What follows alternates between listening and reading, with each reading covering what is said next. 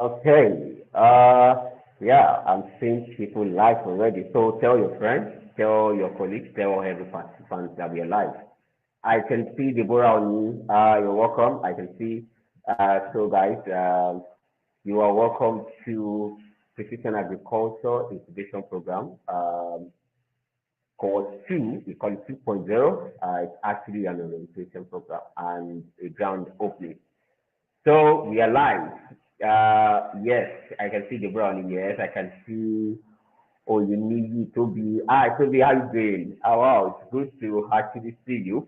And I can see in testing going by the name, Mary, 50 agronomy. Okay, maybe you would like to actually share your image to us because we want 3 people on this platform. Okay, and yeah, I can see people joining from LinkedIn, joining from YouTube also. Please share the link across to your friends, friends, colleagues, registrants around. Victor, you're welcome. Joshua Bamidele, you're welcome. Joshua Sewande, you're welcome. Good to actually have you guys. Okay, so let's just hold on for a minute as we actually await and also sensitize other people to actually join us. So, thank you.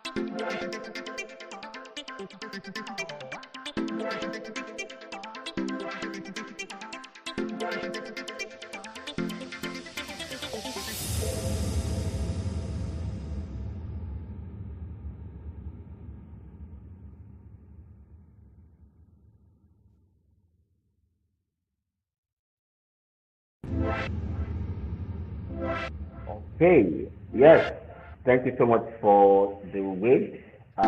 So without any further ado, we would actually be getting into the event of the day.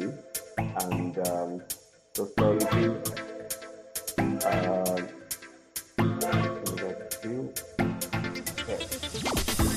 So welcome once again to the System Agriculture Incubation Program 2024. So this is first to actually orient you about the program. Also have your questions. Please know we'd like you to actually introduce yourself, put in the comment section, your name, where you're joining us from, either in Nigeria, where in Nigeria, or outside of Nigeria. We'll be happy to know you're happy to the call. We have more than 300 participants on this program, and we hope to actually orient you, expose you, and educate you. So I would just go ahead.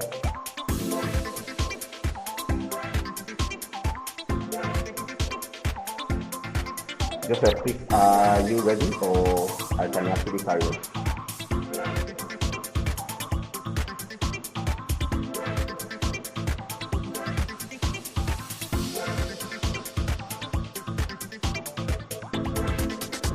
Okay, so talking about the program, I'll just take you through what you should be expecting and what we are actually also expecting from you. Okay, yes, thank you so much for telling me that. Okay, the music, yeah, thank you. I believe it's gone now.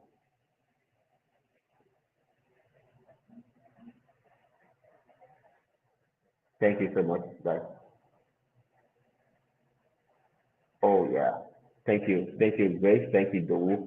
All right. So, the Precision Agriculture Incubation Program. So I was saying that what we expect from you, or what you should also expect from the program, right? So that's actually what we want to talk about now before we actually bring aboard our guest speakers for today. The Precision Agriculture Incubation Program is just a program where, Joseph, are you ready?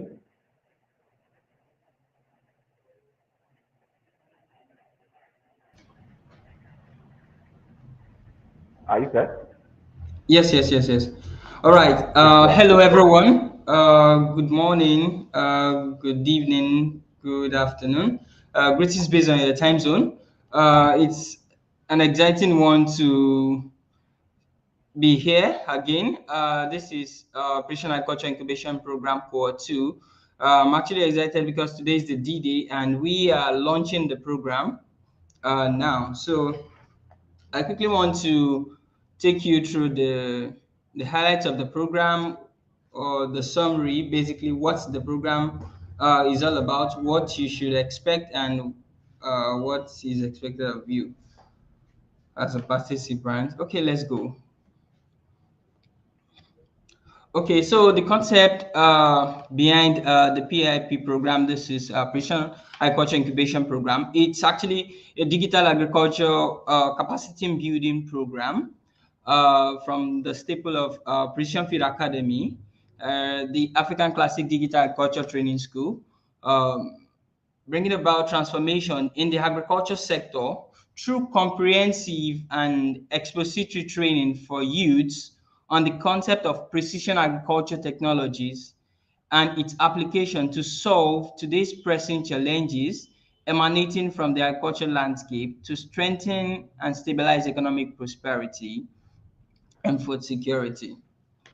So recognizing the transformative potential of precision agriculture, there is an urgent need to equip young emerging farmers, agricultural professionals, and aspiring agripreneurs who falls into the demography of youths with the need for requisite knowledge and skill to harness these technologies effectively for global opportunity and exploit. So Precision Agriculture Incubation Program addresses this need, providing comprehensive training in key areas such as drone technology, geographical information system GIS, data science, robotics, Internet of Things, artificial intelligence, machine learning, and also enterprise development in the aspect of both personal branding and business branding, which is entrepreneurship.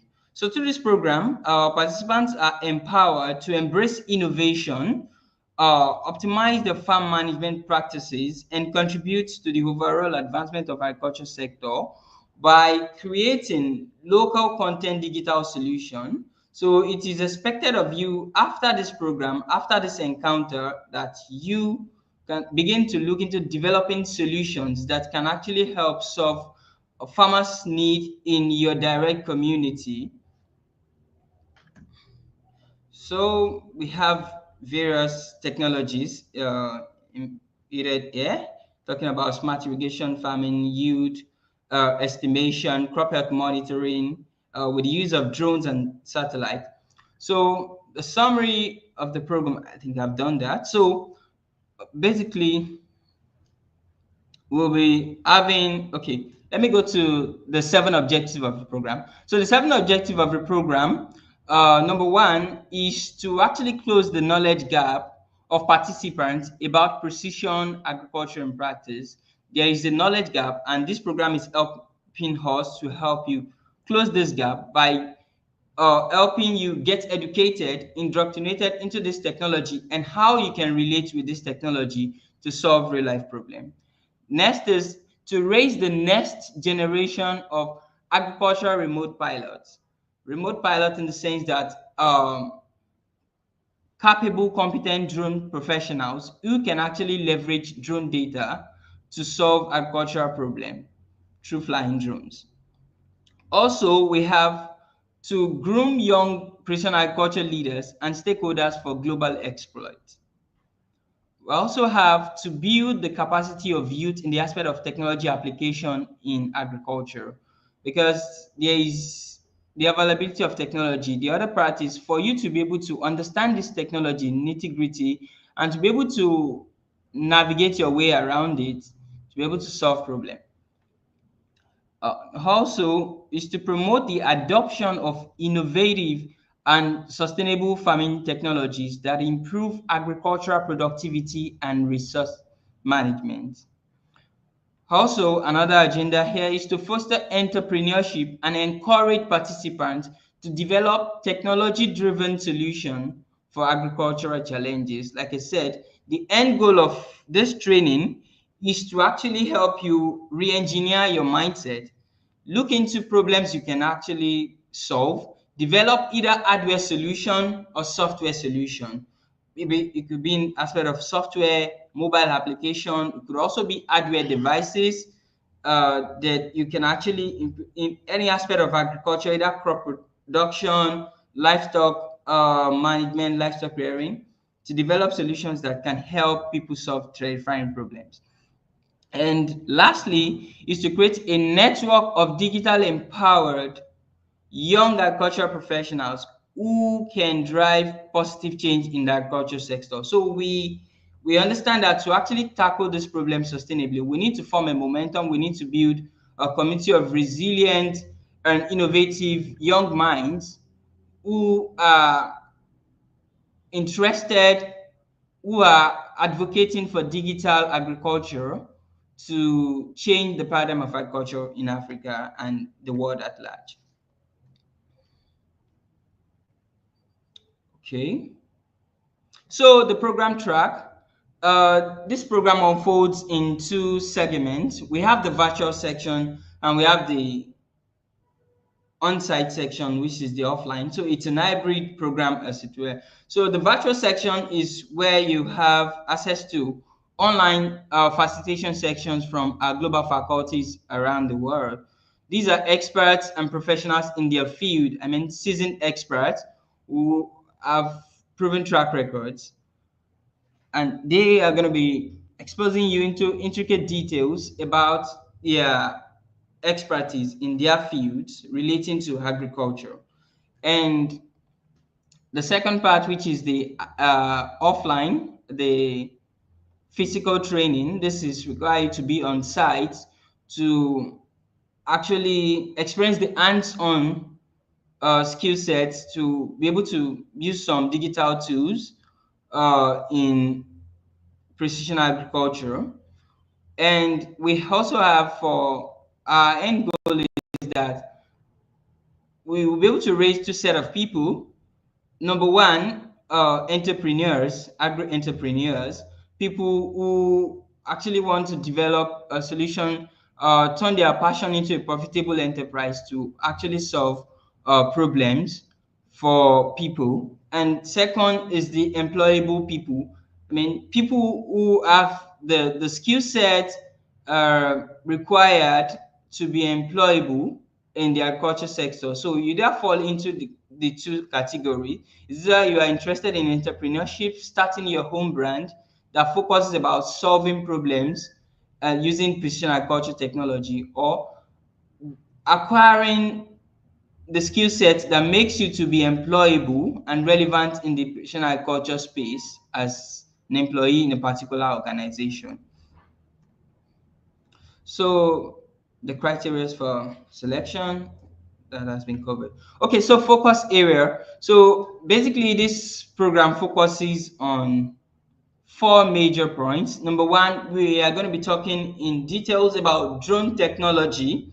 Drone technology is an area of robotics innovation, which is applicable in agriculture. And this is heading what we call precision agriculture because of the fact that drones are equipped with machine learning algorithms and artificial intelligence uh, algorithms which can help farmers to be able to practice precision agriculture effortlessly. And also we have GIS data and remote sensing. So we'll be talking in details as well about the application of satellite technology in remote sensing and also geographic information systems as in agriculture. So also we have robotics and Internet of Things. This is more about digital hardware solutions, where we have smart systems that can actually detect soil, uh, water levels, the soil properties, the plant health, and also for livestock farmers, we have systems like AI breeding systems that detect the temperature of a poultry environment and send this information to certain softwares for proper farm management.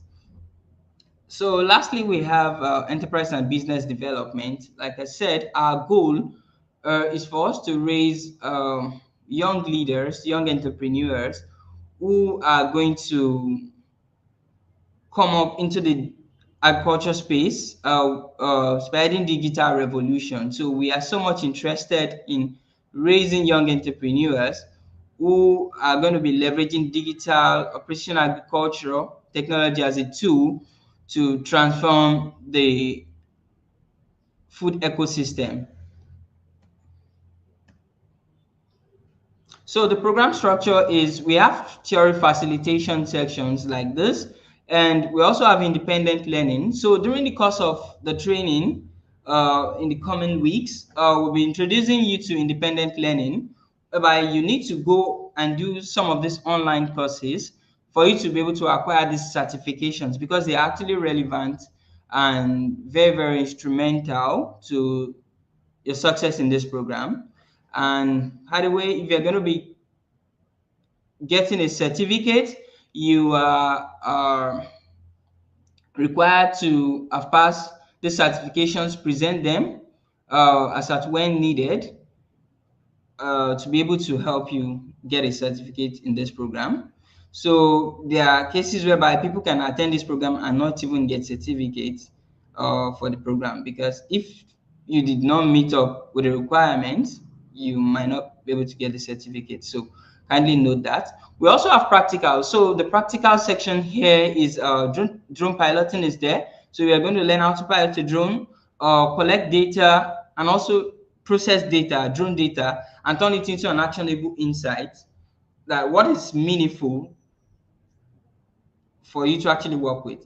So we also have a GIS software platform. We're talking about QGIS, ArcGIS, and AgriMetaships, and every other GIS platforms. We have experts who are going to be dealing with this. We also have a model aircraft building. So this is just a practical how you're going to be learning how airplane aerodynamics work, the fixed wing drones, and its applicability in agriculture. Okay, so it's just about the closing ceremony. And then, so the closing ceremony, just for we're having alumni engagements. And in the alumni engagements, I think we'll be having some of the cohort one alumni speak to us this morning, share their experiences about the previous cohort and their success story of what they are presently doing or what they've been able to achieve since their encounter about the program, Precision Agriculture Incubation Program, the cohort one.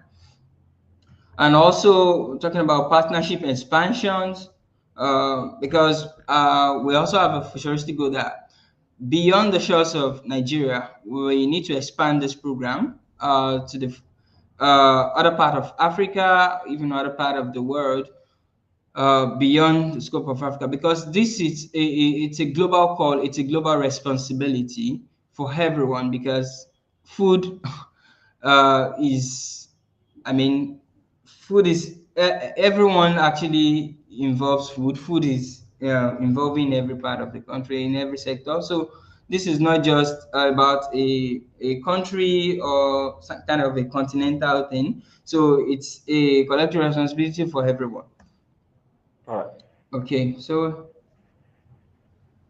Okay, thank you so much, Joseph. And like the quote on the screen by Dr. Akinwumi Adesina, it says, unless Africa uses modern technologies, our farmers' output will remain low and we would remain dependent on others to feed us. And this is actually the motivation behind why we do what we do at Precision Seed Academy and call to be the city of the incubation program that we are currently running now. So without further ado, I would like to invite or quickly share some of the testimonials from our past participants, and we also have some of them on board with us on the call, so we can actually be able to hear. We give them like 2 minutes each to be able to, share with us their experience in the last program, that's edition 1, and also, how they are actually applying the knowledge they have acquired from the last course. So, but let me put this on the screen. Okay, the first person here is Stephen Popola. He said that the program exceeded my expectations, equipping me with practical skills and knowledge that I can immediately apply on my farm.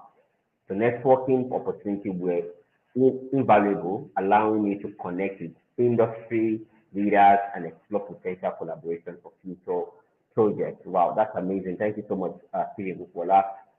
We also have Selina Musa from Kenya. Though distance for me was a barrier in participating in the on-site practical training, to which to actually be on site, and I wish that every one of you could join us on site. Said I still found the online section and virtual classes for various from various industry experts very valuable because it helped me understand more about agriculture, and it can also go digital. If I would advise this to be brought to Kenya for you to benefit from it. Glad to join this program from Kenya. Amazing. And we are actually working seriously to actually bring the program to Kenya. We are actually not resting on our on our horses, right? Thank you so much, Selena. Let's check from other participants. We have Ademoye Moshood.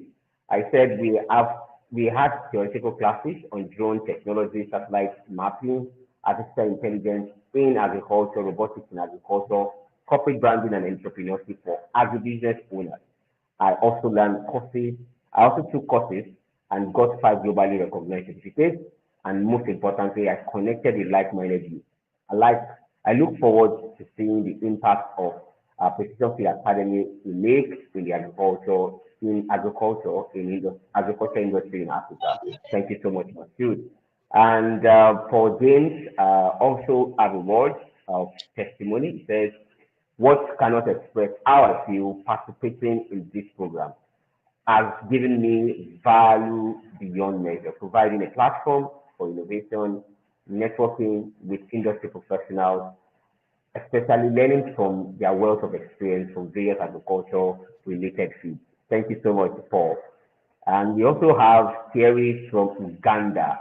He said the Precision Agriculture Incubation Program was indeed an incredible journey that equipped me with knowledge and skills to navigate the ever-evolving world of precision agriculture technology. I'm confident that these skills will allow me to make a significant impact on the agricultural industry in Rwanda by promoting sustainable practices and maximizing crop productivity. That's also an amazing testimonial from cohort 1. Okay, yeah, so we'll stop there. Let me quickly be on stage. So I will give 2 minutes to our alumni that we have Stephen Kupola join us and Paul James join us to actually share with us their experience from the last course and also what they are doing with, with the knowledge or the application of the knowledge and skills they've been able to acquire from the last course. Yeah, so the floor is yours, Stephen. Yeah, good morning, or let me just say good day.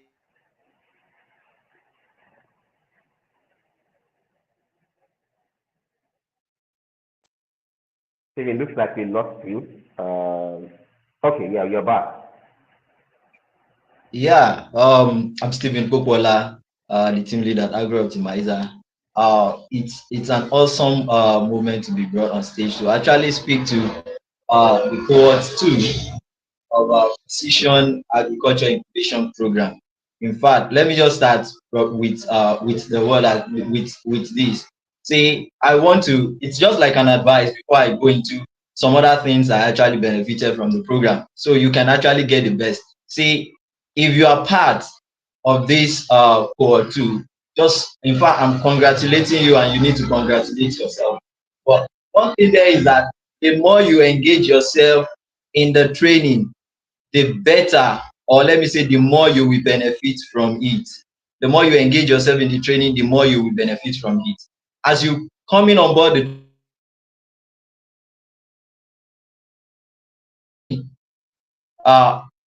trust this, you will surely exceed those expectations you have actually set for yourself. I as well set expectation for myself while I was going into the program then, but I must tell you, all the expectations were beaten, and what I actually got was far beyond my expectation. And I can actually tell you, for the year 2024, PAIP, that's cohort 1, has actually been one of the best, let me just say, international precision agricultural training I have actually been engaged in, because it actually expand my understanding, because I'm actually into precision agriculture in a way or two, because we leverage Earth observatory system in actually monitoring crop health and feed health. But the training,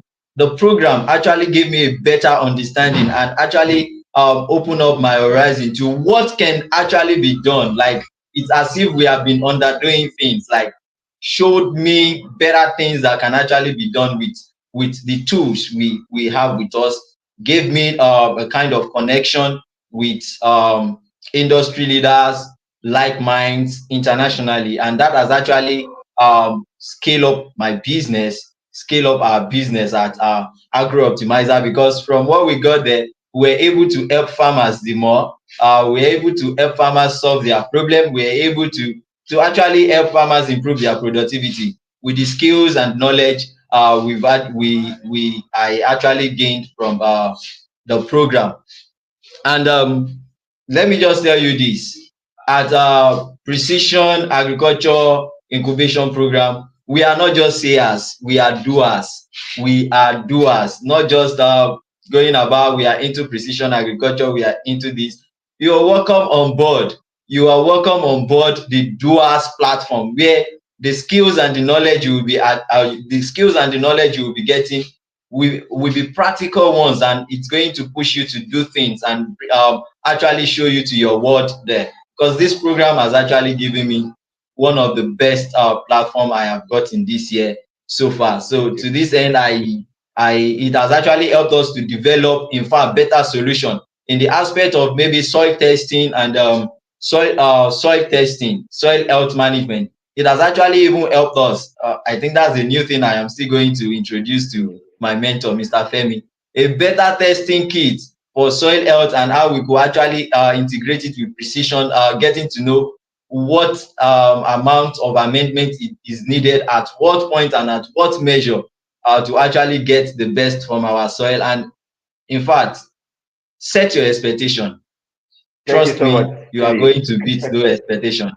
Yeah, Thank thank you you so much. everyone for having Really, me this really, morning. really glad to actually hear from you, and you actually emphasized something that the participant needs to actually have practical mindset and must be ready to actually learn, right, and apply the knowledge. So, Paul, are you ready? Let's hear from you just in 2 minutes, because Professor Wole Fatunbi is actually right here waiting. To actually pause and speak to us. Hello, can you hear me? Yes, please. We can hear you. Hello, am I audible? Yes, you are audible. We can hear you, Paul. Hello. Yes, we can hear you, Paul. Okay, We can thank you hear very you. much. First of all, I want to, okay, yeah, first of all, I want to appreciate my mentors. Mr. Femi and Steven are both my mentors. And the Precision Fit Academy gave me the opportunity to network with Mr. Femi and precisely Steven. They are my mentors. You know, with the encouragement I've gotten from them and also the wisdom in this program is something that is immeasurable. What I discovered during the program is you are going to experience a lot of feed about precision agriculture.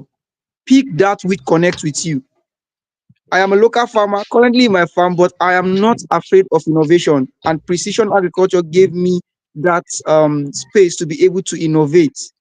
And I'm very grateful for that. I am the CEO of Vegetable Farms Limited, and we also welcome innovation. We are a crude modern farmers. That's what we call ourselves. And we were able to advance and grow in the field of especially crop mapping and land mapping to know the exact size of your land. Recently, we had an incident of somebody saying this land is a 5 acre. When using the GPS to trace that land, we discover it's 3.5. Imagine what would have happened to us if we have taken that as a 5 acre land. What would have happened is that there will be low productivity, and you'll be thinking you are cultivating on a 5 acre because there's no proper management. Precision agriculture makes you to ascertain the size of the place you are cultivating. So first thing first, just take that particular space that connects with you. You are going to see about drone engineering, you're going to see about spatial, geospatial, and all that. Know the place that connects with you and pick that part. That's what that counts. So I am very grateful to participate in this program. It actually gave me the fit to network and connect with like-minded persons. And I will urge you to take it seriously. Mr. Femi actually welcomed us as brothers and sisters. We were able to connect. It was like it's a family, not like we're able to network with one another to grow, to know how to achieve. And technology is the next phase of agriculture. It is coming into the system gradually. Make use of it while it counts. So thank you very much, and I'm grateful for this opportunity. Please make use of this opportunity, and you won't regret Thank it. you so much, Paul. Thank you for the Thank you privilege, so much, sir. Paul. Yeah, great to hear from you. So we have Moshood finally join us. So Moshood, just in 1 or 2 minutes, you will want to share your experience, in course one, and how that has actually helped your career or helped you generally, and what you are doing with the knowledge. The floor is yours. All right. Thank you very much. Can you hear me? Yes, we can hear you. All right. Yeah, thank you once again. My name is Mahmoud Ademwe, and I'm a graduate of the Precision Field Academy PAIP Cohort 1. So, thank you for the opportunity to speak with the audience. So, I will be talking about 5 things that are like my main points from the program. The first thing is that one of the benefits I gained from the program was that we had access to seasoned professionals. And talking about seasoned professionals, we're not talking about people just from Nigeria. We have people from the global stage, people that are like popular in the drone industry and in the agri industry. Mr. Femi will be able to invite them to come and speak with you to share their experience. So this is one of a kind opportunity for you to connect with those people, learn from them, and build your career. Then the next thing is, because of my time, I'll be talking about you have access to certification courses. And these certification courses are courses that will enable you to operate drones in places like the UK, in the European countries.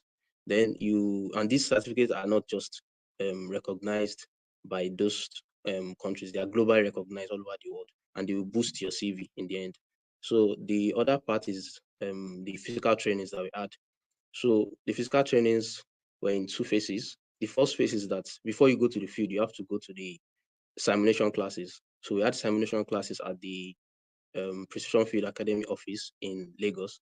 And that was actually one of the best experience because we had the opportunity to work, like to use the simulators to test how the drone works before you go to the field. So when you go to the field, it will be very easy for you to adapt.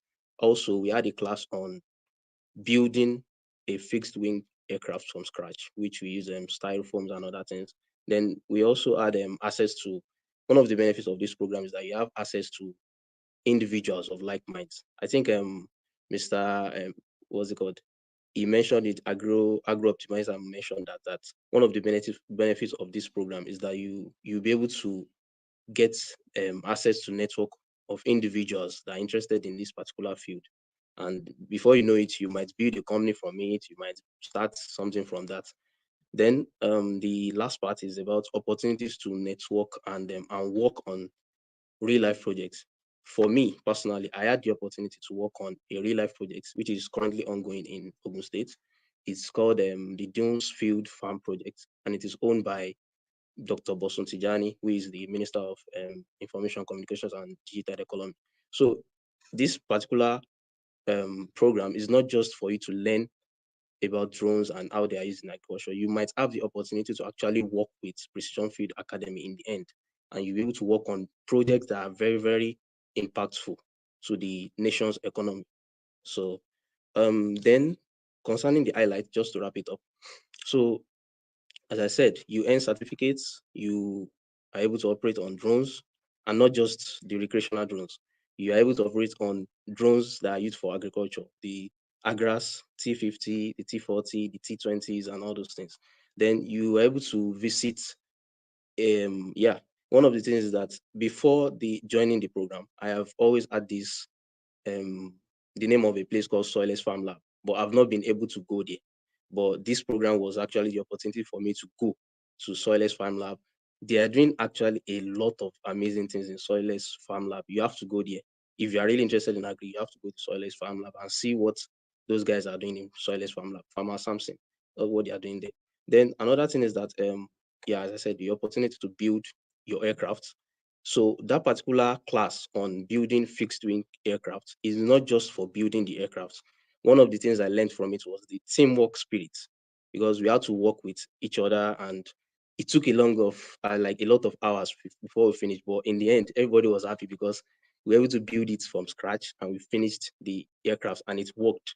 So we tested it in the field too. Then, as I said, I worked on a real life project, and in the end, the final thing is that this particular opportunity, I see it, if people tap into it, is going to, like, over the years, is going to make the economy of the country grow exponentially, and it's going to make Africa the giant in terms of food production.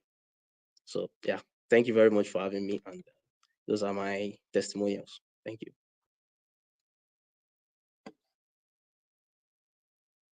I think you're muted.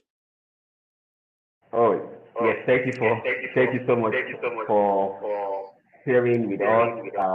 I really appreciate that amazing testimony. So I hope this has actually opened your mind, inspired you, and open your mind to the possibility that you can actually gain from this program, right? So without any hesitation, as we have been waiting for our speaker, Professor Wole Fatunbi. So I will actually bring on stage yourself to actually talk to us about Precision Feed Academy while we are actually preparing to have our keynote speaker today. Thank you.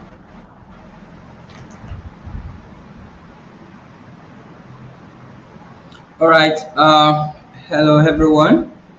So quickly, I'm just going to give us a brief about Precision Field Academy, the organizer of this program. So at Precision Field Academy, we have a vision to create a world where every young person, regardless of their background, has the opportunity to become a digitally savvy farmer and agriculture professional, driving sustainable and equitable growth in their communities through the transformative power of technology. And our mission is to raise the next generation farmers that are tech inclined and digitally savvy. So about Precision Field Academy, we are a social enterprise. We train and build the capacity of young professionals in modern and emerging technology for the future of work and to lead with precision agriculture. So our methodologies are three. We have education and knowledge sharing. We have also organize trainings in platforms like this, organize symposiums and boot camps on the concept of precision agriculture. We have training and digital skills. These are specialized courses that are tailored into specific niche in the aspect of drone technology, robotics and IoT, GIS applications and all. So we have coaching and mentorship. We have people come into our physical space, observe their mentorship programs. It could be 3 months, 6 months, 9 months, based on the internship uh, opportunities that we have. So we also have the tech skills. So we have tech skills spanning basically in six. So we have drone technology because we use drones a lot, and drones is one of the tools we use to practice precision agriculture. We also have GIS and remote sensing. We're talking about satellite imagery data, the Google Earth, the agri-mentorship, QGIS, ArcGIS, and all of this, and how it's connected to precision agriculture. We have data science and for agriculture. So this is more about collecting arrays of data to actually work with. This is mostly for agronomists, crop researchers, uh, talking in details about crop phenotyping, so the use of data science in agriculture. We have robotics and Internet of Things. These are digital solutions. For instance, we could have solutions that smart irrigations. It can actually detect the level of water in the soil, the moisture, and triggers irrigation systems to work. So these are classified under robotics and Internet of Things and drone building and all.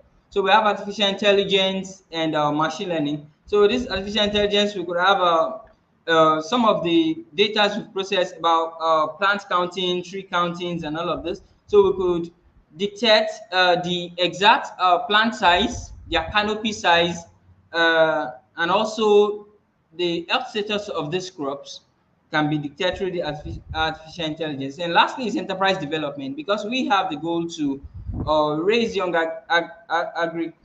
agripreneurs, be able to turn their passion into profitable enterprise that solve real life problems. So why do we do what we do? We discovered there's a skill gap that needs to be closed, and that is the reason why we are to come up with a solution called Precision Agriculture Incubation Program to build the capacity of you, train them with this digital skill, learn about how to interact with these solutions to be able to solve problems. Also, we discovered that observing the trend is not enough. So innovation is evolving globally. So, and we as, we do not need to just observe the trend and be amazed about new technologies being released in different parts of the world.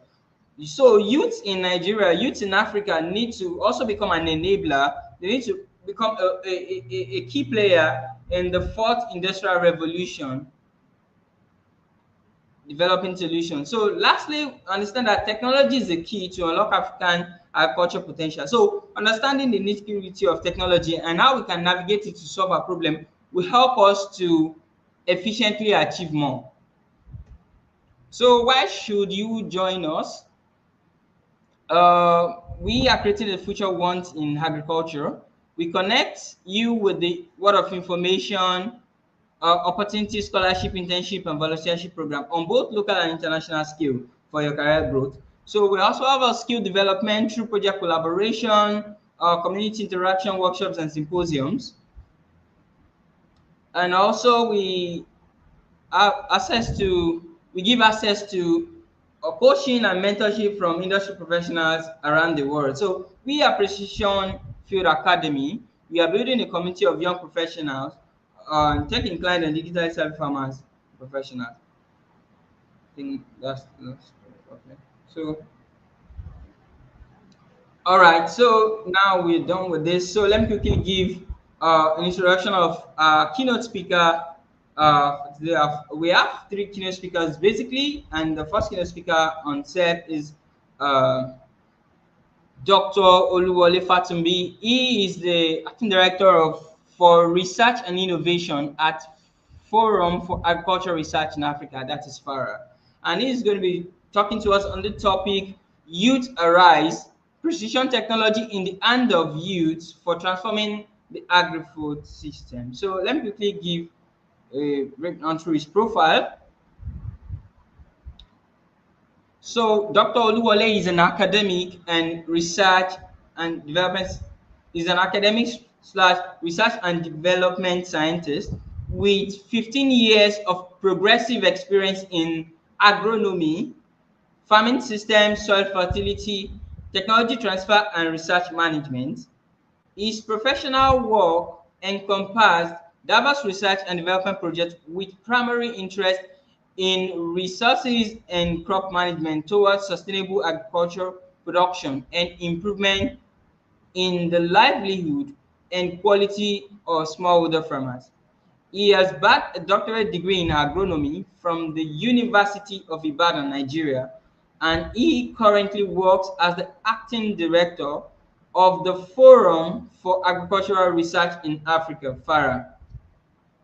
It's a pleasure to have you on the call this morning, Dr. Wale. Okay, thank you so much, Joseph.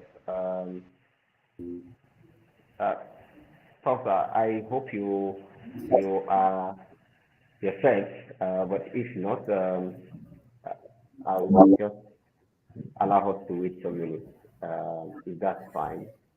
Till we actually have everything sorted, because we want to actually have the best from your question.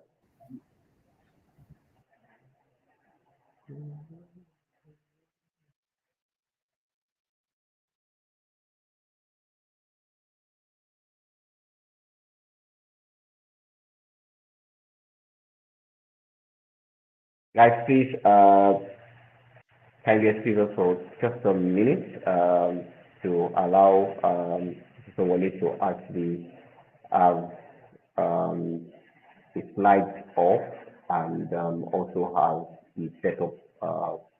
Oh, very good. Okay. Okay. All right. Wait just a minute. I am all right on this.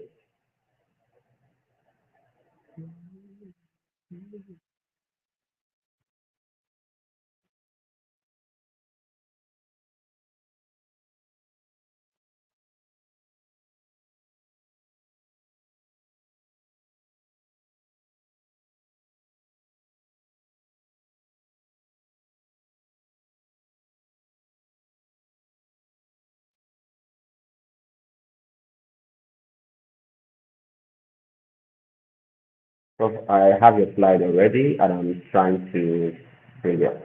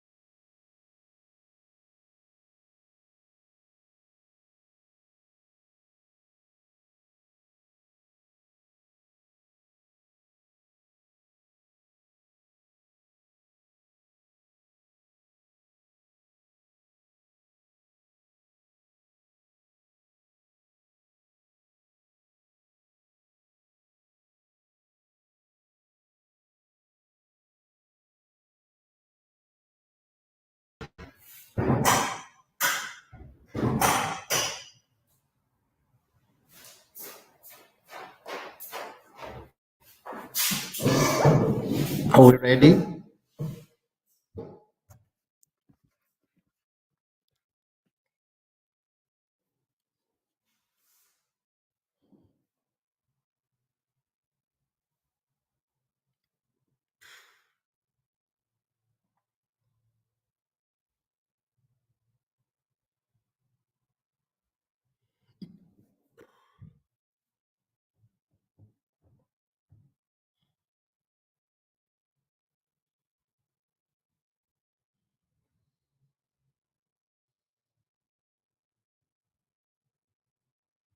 Yafemi, are we there?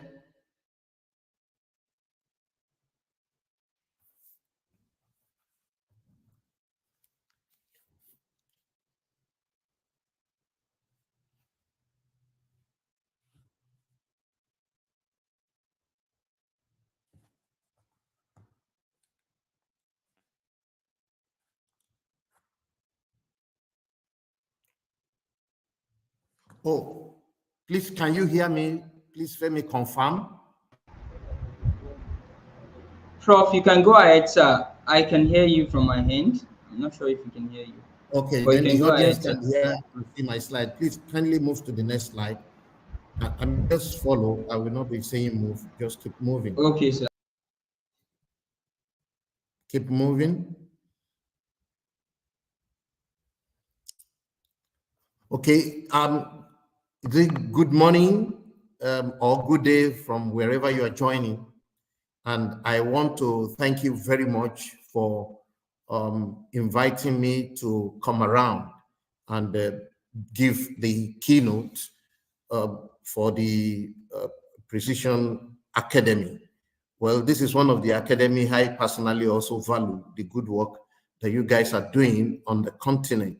I mean, trying as much as possible to bring some level of good modernization into Africa agriculture. Well, my name is Wole Fatunbi. I'm a professor of agronomy, and I work for the Forum for Agricultural Research in Africa. I think the profile that Femi had is the very, very old one. Possibly you picked it up from the social media. I've not had time to update everything, but we've moved up a little bit more as we begin to work on the continent. Now, let me give a broad perspective of the need for a change in Africa agriculture. And it is always important to understand the problem. Yeah, because having a clear understanding of the problem and the need for a change is 50% of the solution. And it is always important to also see the nitty-gritty of the problem. I'm trying to say, possibly you want to use problem tree analysis method so that you can understand the root cause of the problem and not spend all your effort treating symptoms instead of the cause of the problem. What we see clearly on the continent is broad-based poverty. We see food insecurity. We have more recently begun to see that our farming or our agriculture, as it were, is very fragile, because every little change in other places in the world, we have a very strong effect on our food system.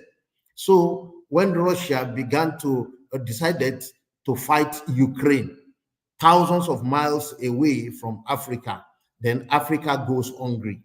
When COVID hits any part of the world, then Africa goes hungry.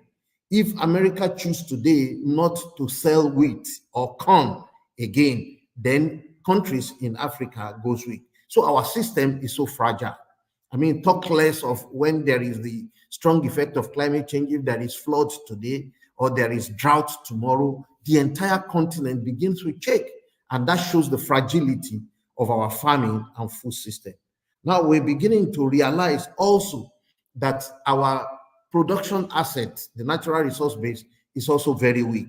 And this is coupled with the explosion in youth population, the problem of climate change, the loud noise around inequality, and the pressure from other parts of the world. You know, there are these popular statistics about Africa, and I tell you these statistics are true. We are the second largest continent. Well, every other place is a country. Africa is taking 55 countries, we merge it together, and it is called African continent. Our current population is about 1.52 billion. And out of this 1.52 billion people, 43% are in agriculture. That is a big problem.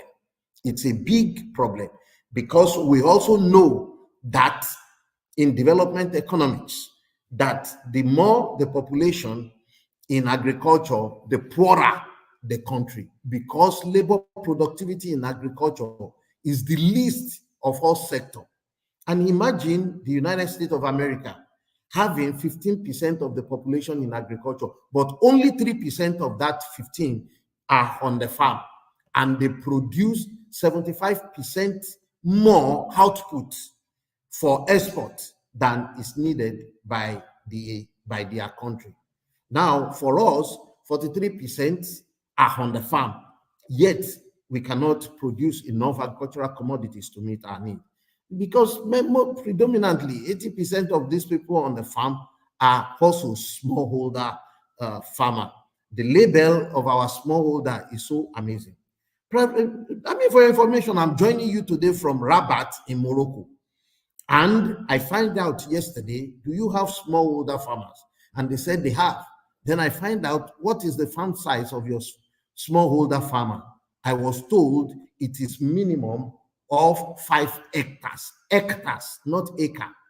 That is what makes a smallholder. It is the same definition in Brazil and a few other parts of the world. But you know that a farmer that is having 5 hectares in Africa is a large-scale farmer. And this is the problem we have. So you begin to see the implication of this on the agricultural sector itself, contributing 30% of the GDP. In fact, in the year 2016, I think I put that statistics here, we conducted a study in FARA on the total factor productivity.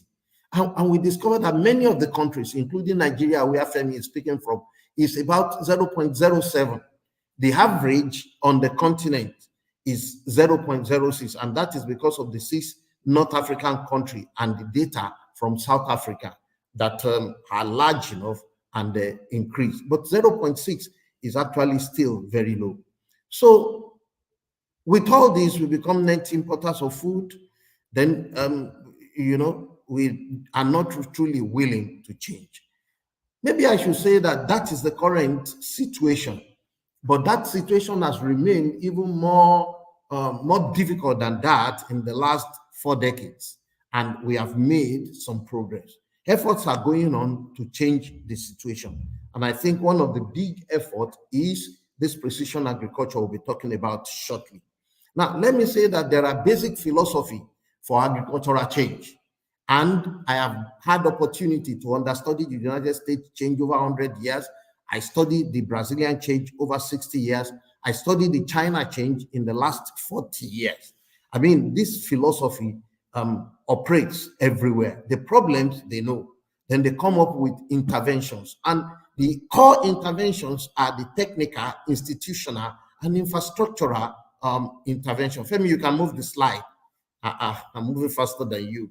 But, you know, you also see that with that, then you have the enablers that ensure that the intervention have good traction. Enablers like human resource, or let me say human resource building, or human capacity building, you know, the issue of enhancing natural resources, developing partnerships and strategic alliances, and investing.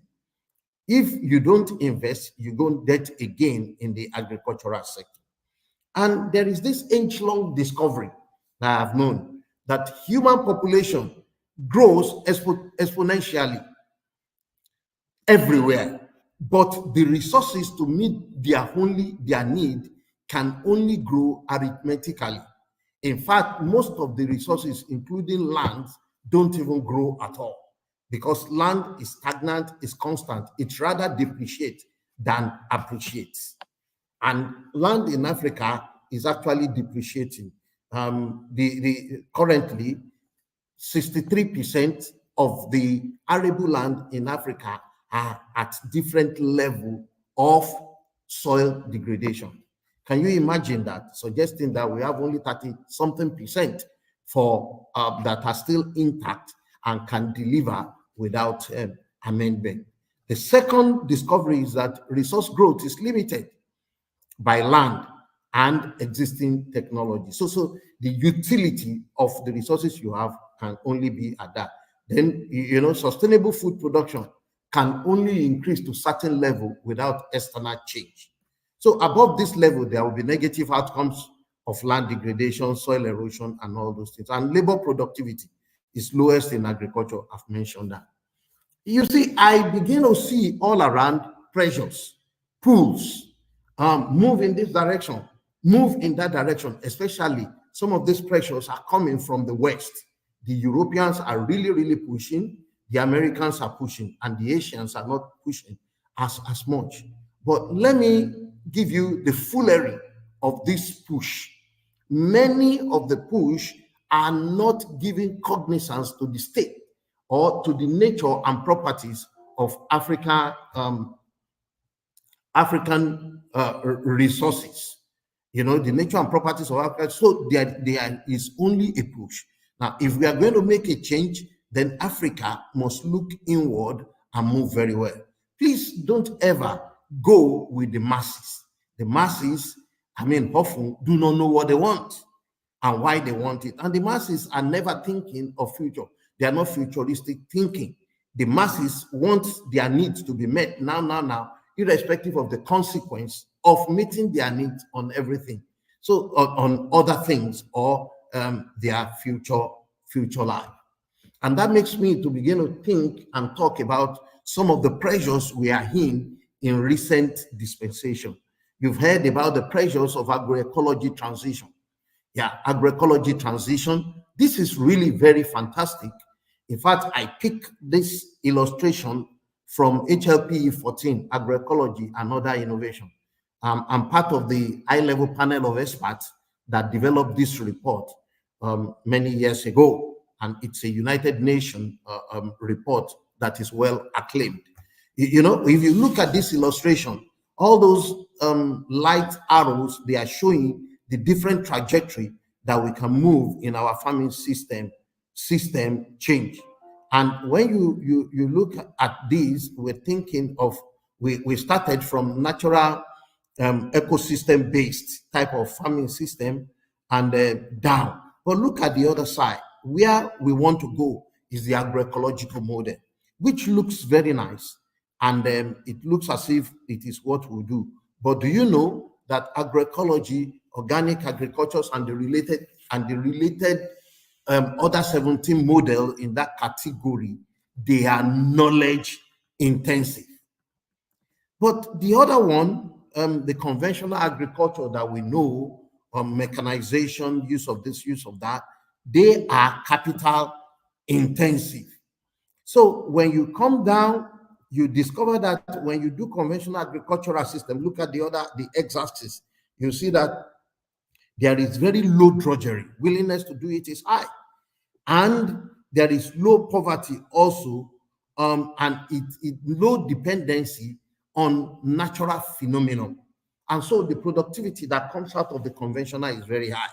But there has been claimed that conventional destroy the natural system, possibly in some parts, but not yet noticeable in Africa. So we're thinking of sustainable intensification, and that's what you find in the middle, where the knowledge intensity is not as high and the capital intensity is not as high.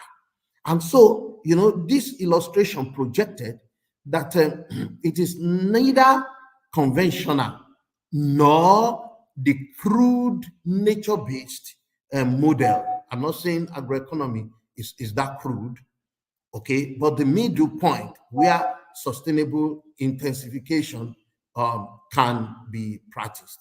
I'm just trying to create a scenario.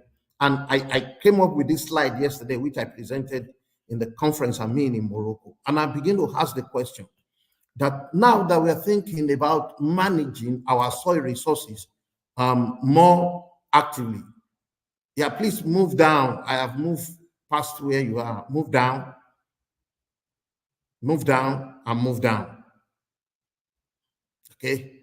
So I mean, and I ask this big question, you know, around soil health and agroecology. Then I ask the question, can Africa achieve the soil health target with or without agroecology? And this is a big question we need to begin to ask ourselves before we create another confusion for the teeming society and the continent retain its position as a net importer of food and slaves of others. I'm truly very concerned about the next generation, and that is your generation. How do we use the natural resources in such a way that we can hand it over to you and it can still meet your need? As at now, 63% of what we have are not in optimal condition to produce, suggesting that even if we stop today, everything we're doing, we can only hand over 43% of our natural capacity to produce food and fiber to the next generation. That calls for a strong attention and for us to do something else, and we are doing it. Well, I've mentioned this, so I will not move there. This table on total factor productivity. Please move on, Femi, and move 2 slides now. Okay, yes. Now, it became important for us to think of how we get this done. And we began to think, you know, I call it imperative for application of science. And I truly checked through history and development trajectory. Please move back to where, yeah, that's good. Yeah, move it again so that it can show the data. Aha, it can show the data that way.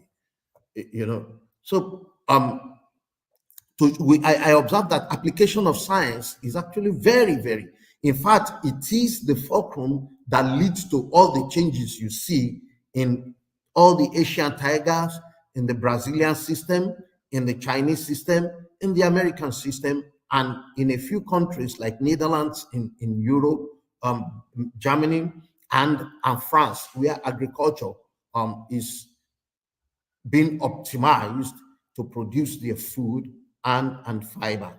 Because science and technology, leads to productivity growth. It leads to reduction in post-harvest losses. It helps to increase the nutritional content of the different commodities. It fosters good trade, and it helps us to limit, to do risk mitigation. And this is really very important, suggesting that we need to move into science and get science to bring forth a change in our agriculture. The next slide. There are some innovations that have changed the world. Okay, I listed a few of them. A number of these I picked from the book I showed earlier on, the book written by Callistus Juma, Innovations and Its Enemy. And these are innovations that change the world. Let me move to the next one. The other thing in the next slide is there are more innovations even that are relevant to us that you see every day that change the world.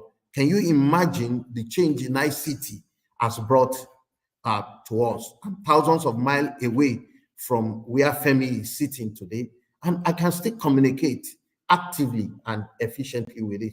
And that's the power that comes with ICT, with mobile technology. The next slide.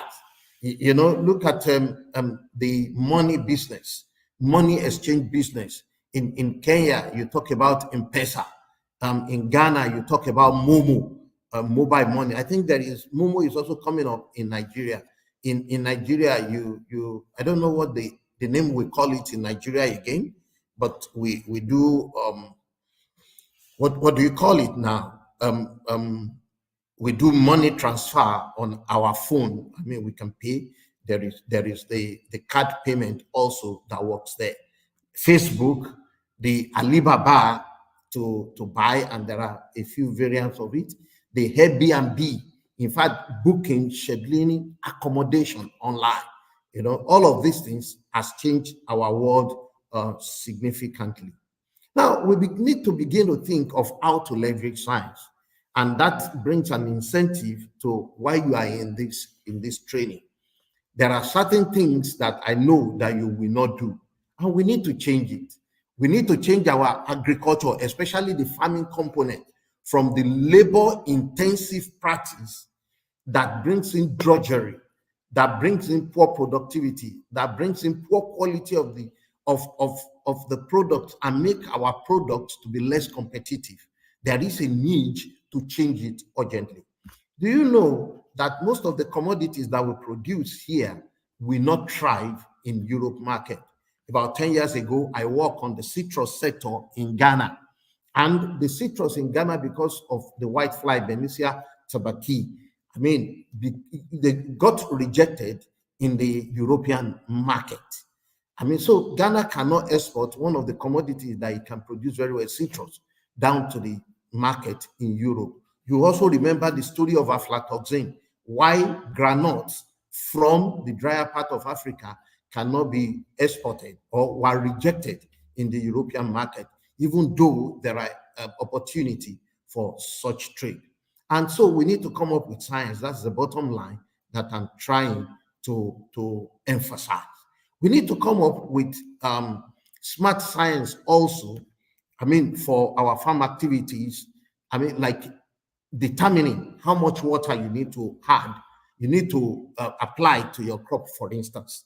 I discovered that if there is 10% shortage of water, and this is from our agronomic studies, 10% shortage of water for a maize crop at the critical grain filling period, that 10% will lead to yield reduction of up to 70%.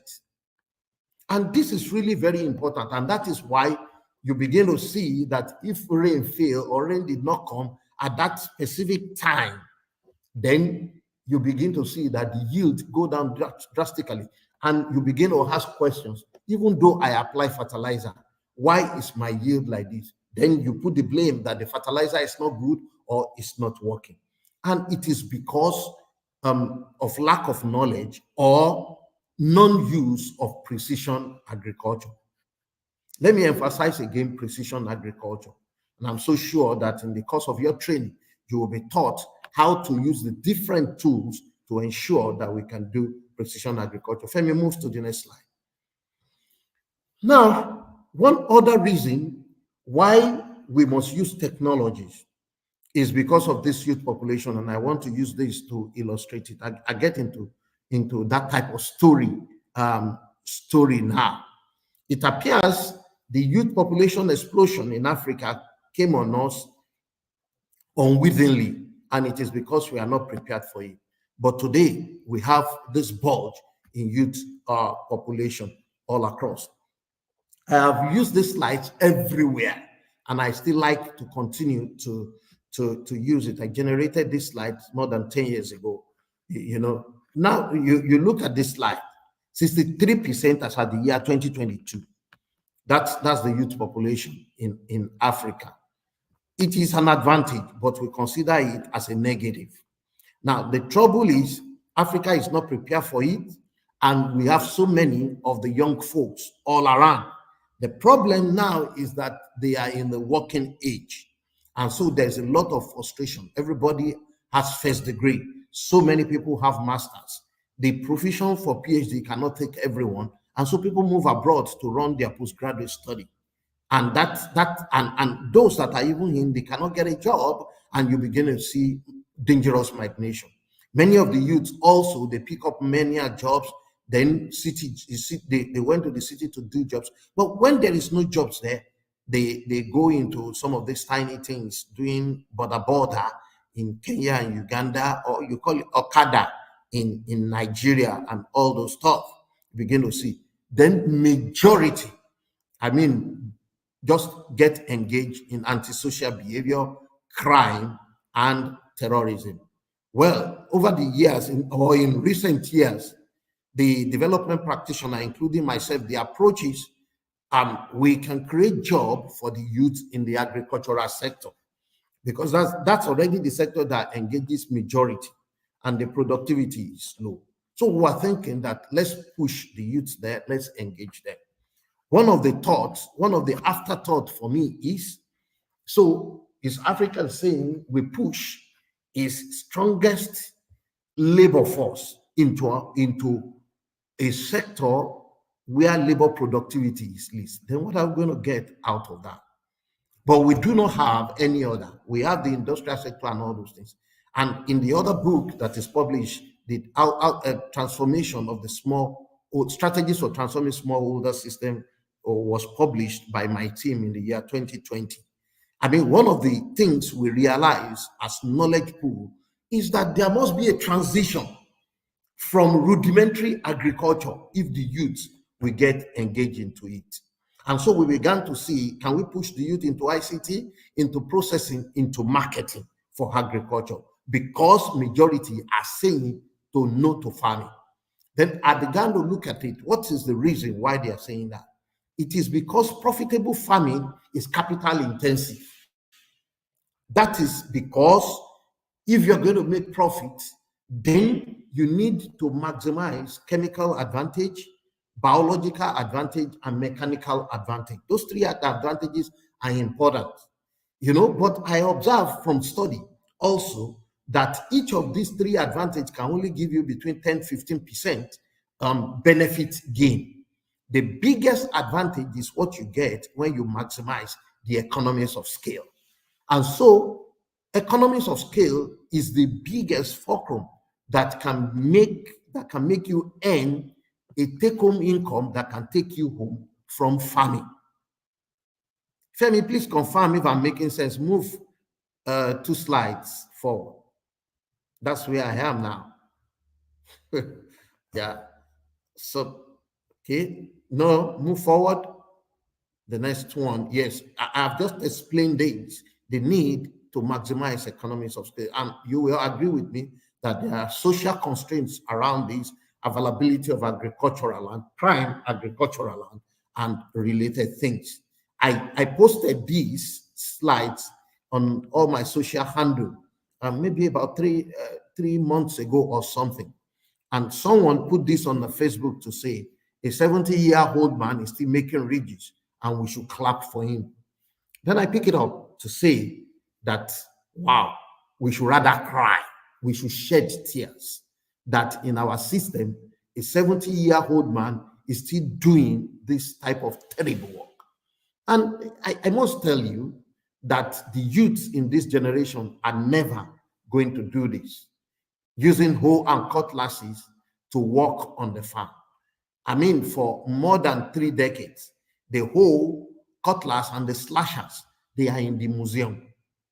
They should go to the museum, and we must begin to use mechanization to change the way we run agriculture. Femi, move forward. So the problem now is how do we provide solution? I mean, youth are disinterested in farming, and because farming is not sexy to them, it is the labor intensity is too high. Many things that can be done with machines, we are doing it with manual labor, and you can push out all other things that are associated with that. So we observe that, number one, we must begin to bring in machineries, okay, and we must change the system with which or the infrastructure that is available for us. Femi, move to the next slide, and this is quite interesting. These are pictures from Africa. Yeah, put it up hard. This is very good. When you look at this picture, you can look at the young man that is carrying ram on his shoulder. He's transporting ram to the market. Compare it with this type of system where infrastructure, solid infrastructure is made available and it's affordable by farmers. The second slide, the second picture there is tomato in a Nigerian market rotting there. The next one is plantain in the conventional open market. Now compare that with the picture beside it Where you see food in the supermarket, in the cold store, well aligned, well arranged. Many of those foods, when it's becoming, when it's getting very bad, they move it out straight away and they go and dump it in the composting yard, transforming it into something. Look at the third picture there. The man, maybe middle age, old age, using hoe and cutlasses to do maize. You even look at the type of maize he's weeding, compared to what the academy is trying strongly to introduce into the system. Seeding, spraying, using the drone system, using remote sensing and that. And this is exactly what the young generation we accept from every one of us to do our farming going forward. Because without these technologies, leveraging these technologies for the different components of our agriculture, I think that Africa may retain its position at the back as a net importers of food and then beggars. But we don't want that, and that is the essence of this training that you are coming into. So as I begin to close, there is always the need to do creative disruption.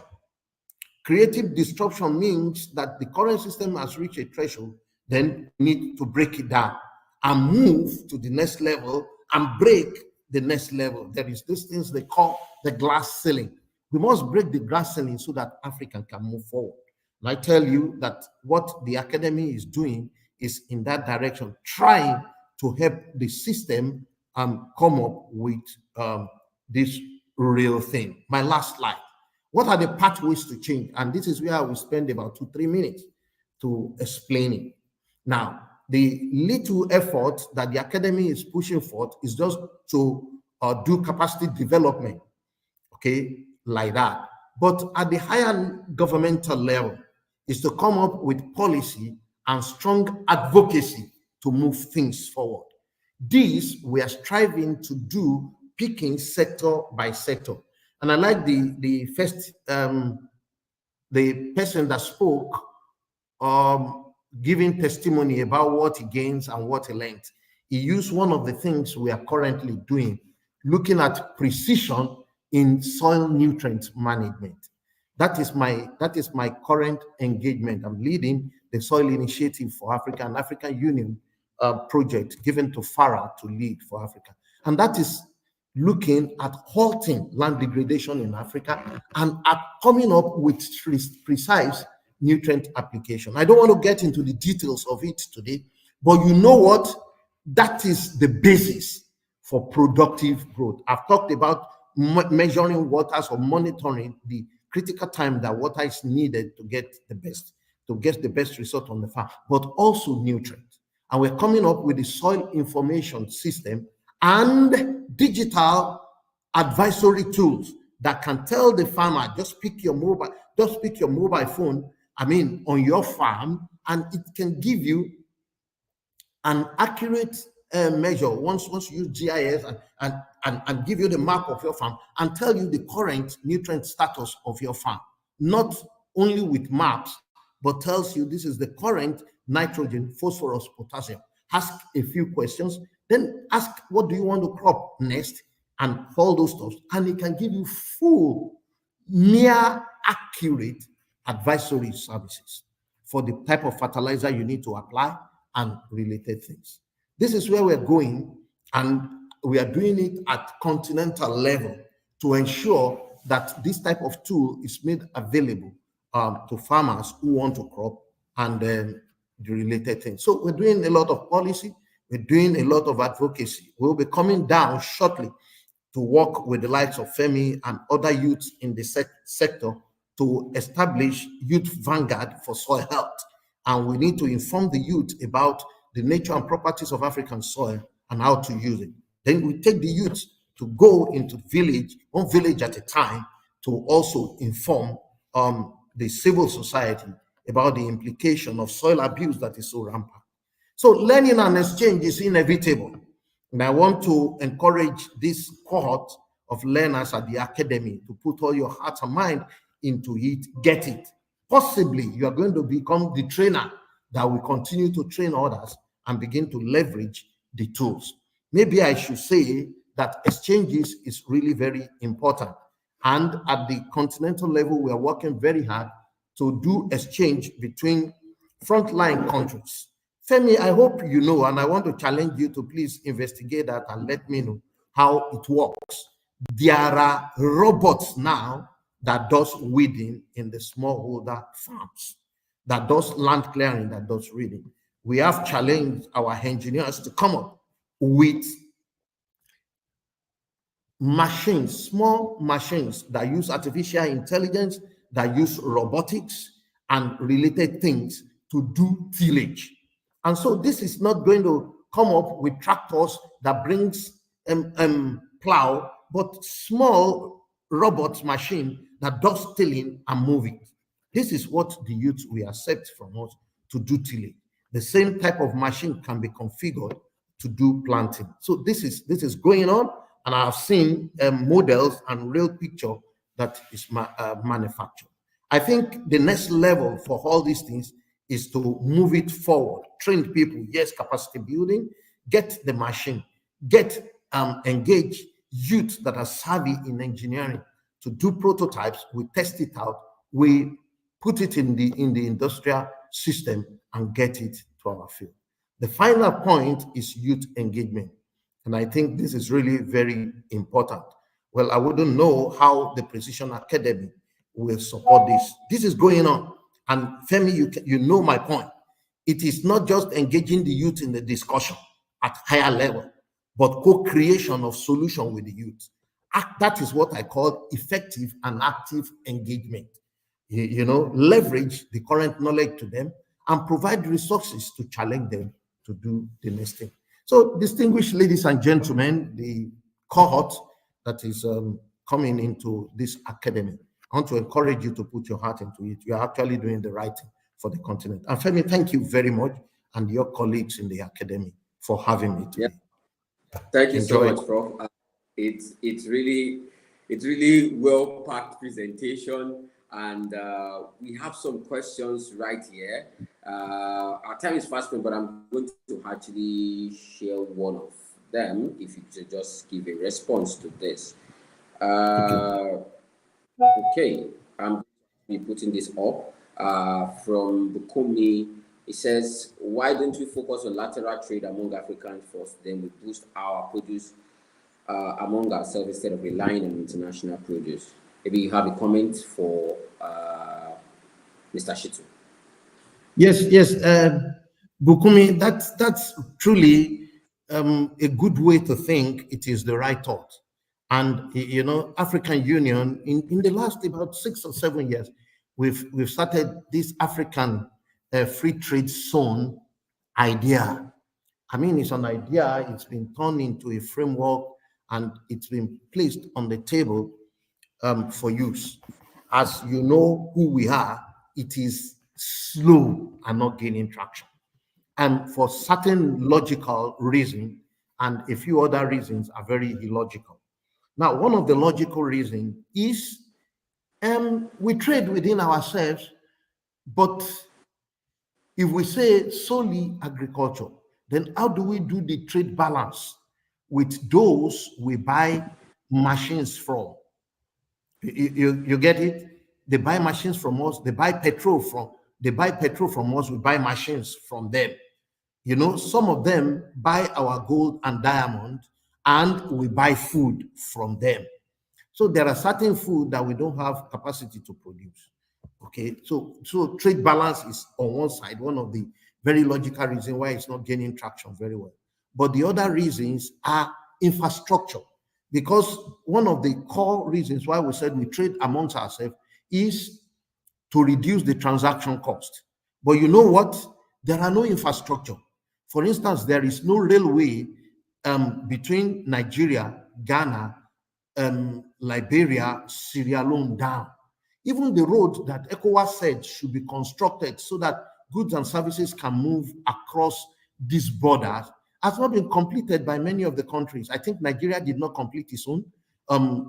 Benin, Togo completed their own. Ghana is also striving to complete its own, but Nigeria did not complete its own. Talk less of Liberia and Sierra Leone, Cote d'Ivoire, also. So these are you get it, slow infrastructural development that actually made it very difficult for us to trade with ourselves. It's cheaper and easier to buy maize from the United States than to buy maize from maybe Burkina Faso, and you want to bring it to Lagos. So you see some of these things. So this goes beyond technical level. We can only do the analysis, but those things can be solved at higher level of policy and infrastructural development. I hope I made sense. Femi, over to you. I can't hear you. Yes, sir. You made a lot of sense. Thank you so much, Bukumi. I hope that.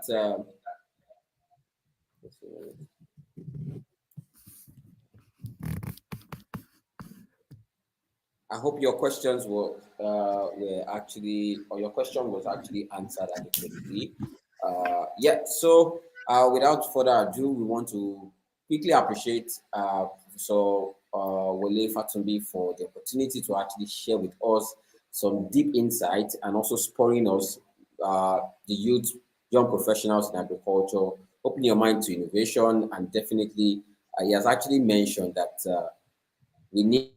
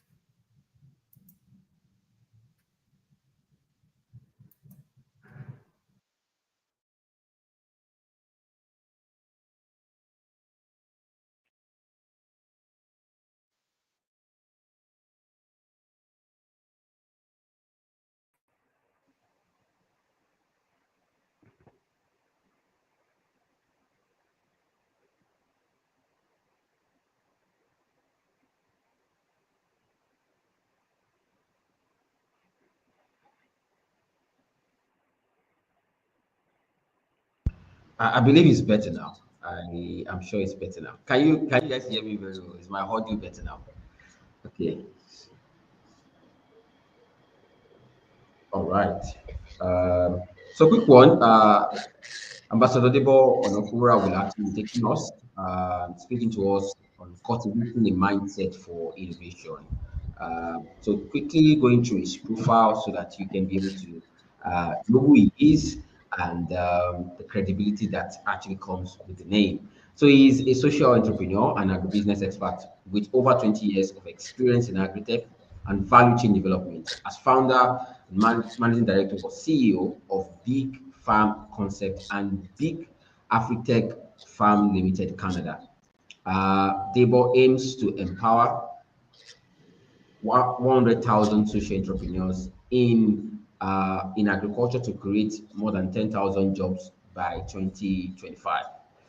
And Ashoka Fellow, Debo pioneers Nigeria's first localized biofilter for recirculating aquaculture system, that's RAS, and has trained over 40,000 individuals in commercial soil farming, aquaculture, and agro-processing. Its innovative hydroponics system has been the benchmark for vertical farming in Nigeria for the past decade.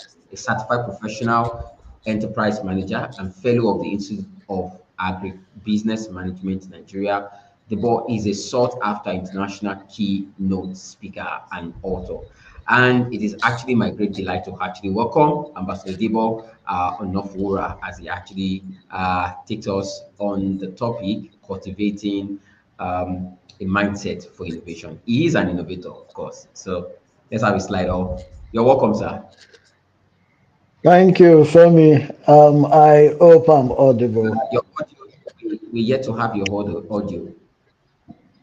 Am I audible? Can you hear me clearly, Your audio everyone? is not on, sir. My mic on. Okay. Can you hear me? All right, it's still Can you not hear me? Can you on. hear me? Good morning, everyone. Can you hear me? Can you hear me, sir? I Okay, can hear let's you do this. clearly, and Pop can you out of hear the me? studio and come back in. Let's see if it makes any difference, sir. So can you hear me? I can hear Not you. yet. Can you hear me? Uh, if you can pop out of the studio Can you hear and me? join back in, let's see if that makes any difference. Can you hear me now?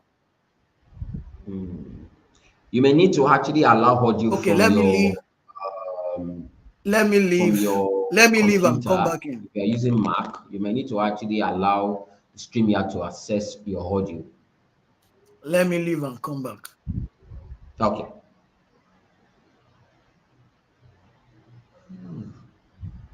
Yes, it's better.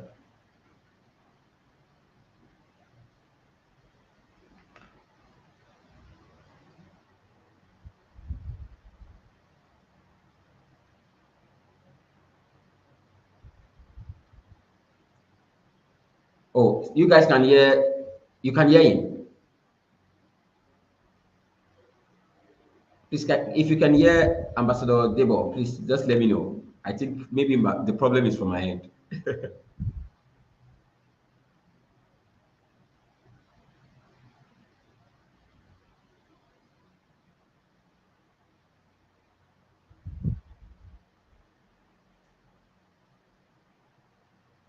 Oh my, okay, okay.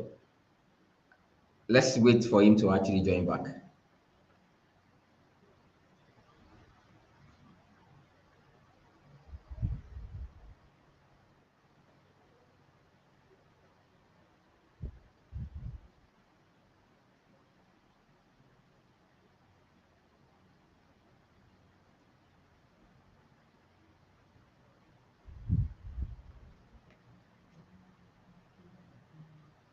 Yeah, Oh, hello, hello, hello. Can you good. hear me Welcome now? back, sir.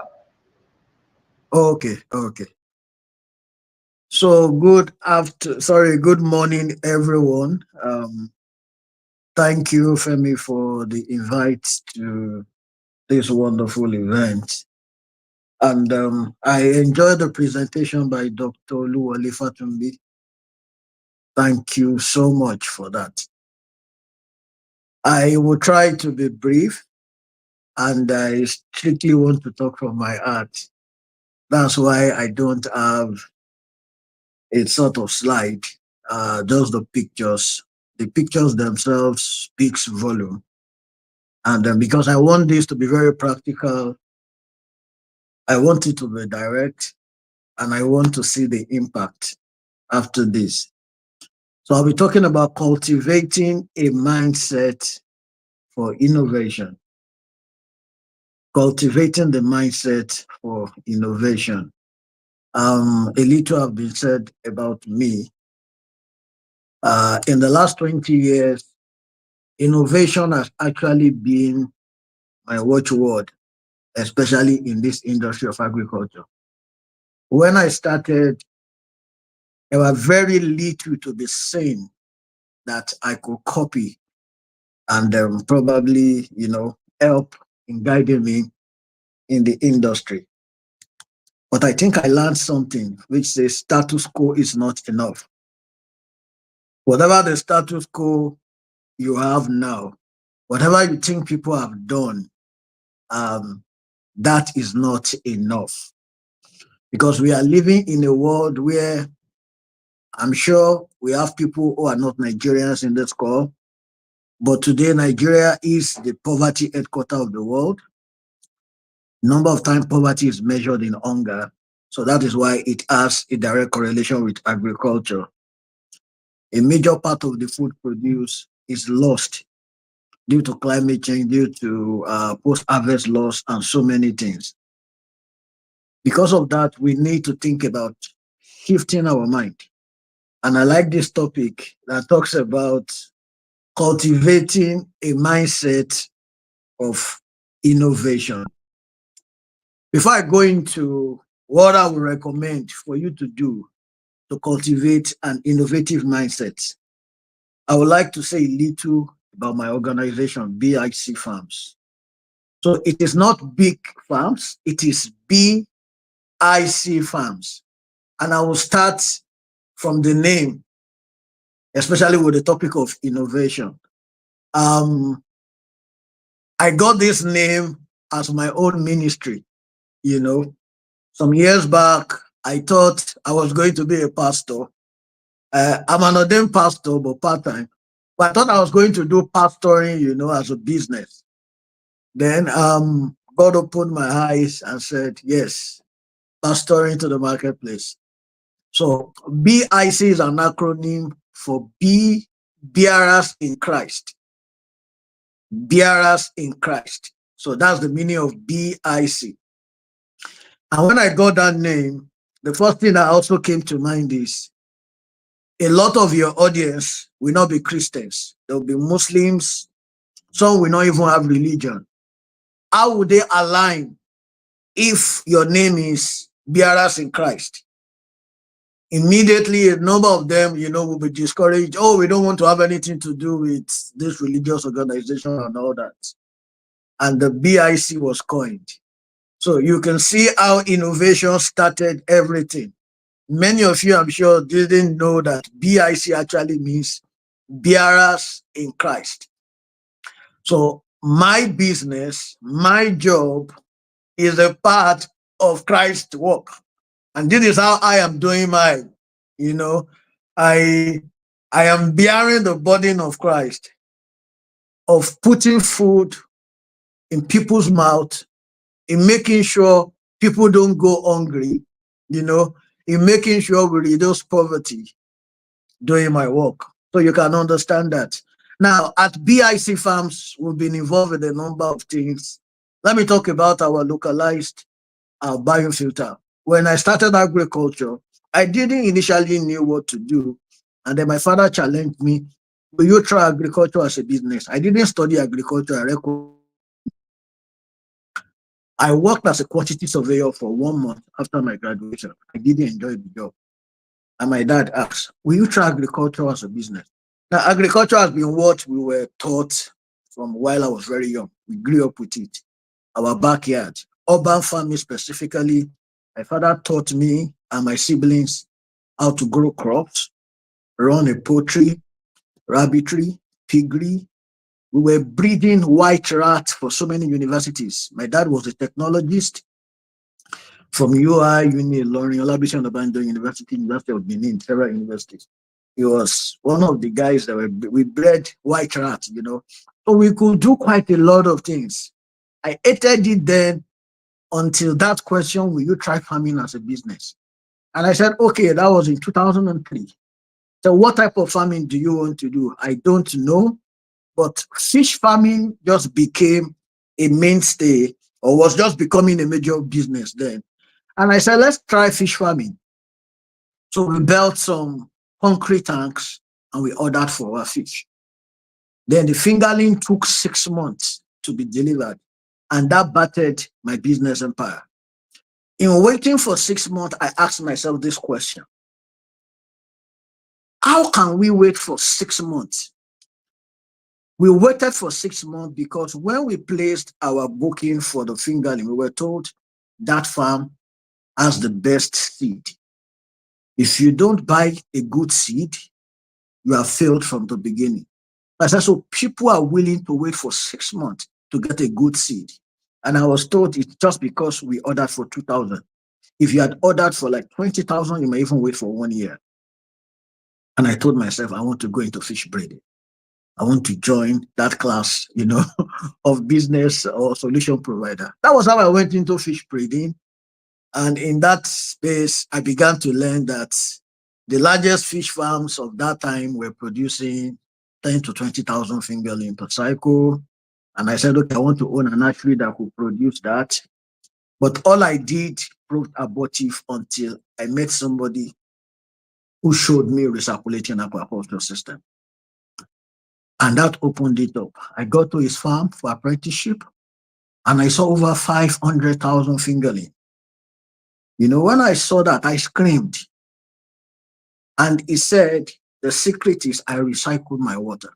You know, when you breed fish, constant or stable temperature is key for optimal growth and dissolve oxygen in the water. Fish can grow, especially catfish, even if oxygen is low, but they will not convert feed to flesh if they don't have dissolved oxygen in the water.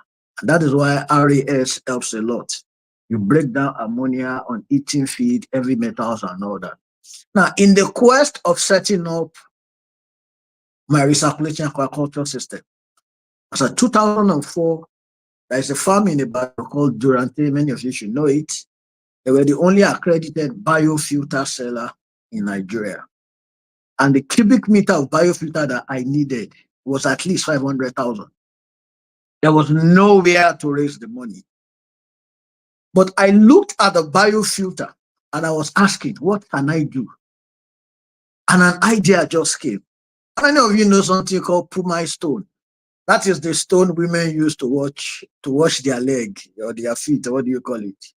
You know, Pumai stone has perforations in it. Some people can call it organic rock. I held the Pumai stone, I was looking at it, and I told myself, oh, this stone can create, you know, an environment to breed the microorganisms that I need to break down my water, nitrosomonas and nitrobacter. But how do I arrange it? And I look at Coca-Cola crate. What if I put one stone in one Coca-Cola crate? Coca-Cola crate has 24 holes and stack several crates. That will give me a good biofilter.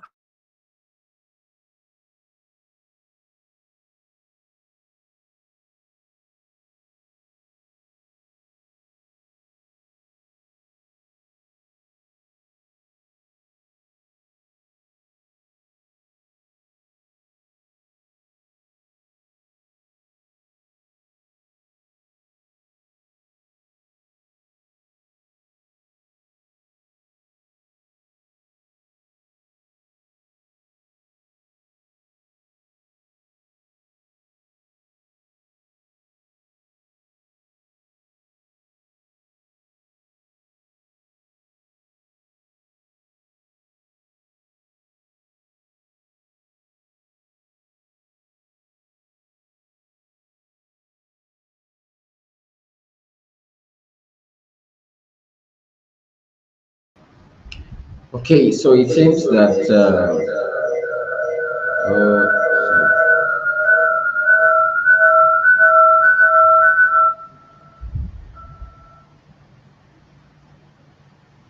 okay, it seems that Ambassador Debo is having some technical challenge. Okay, let me just connect with him again.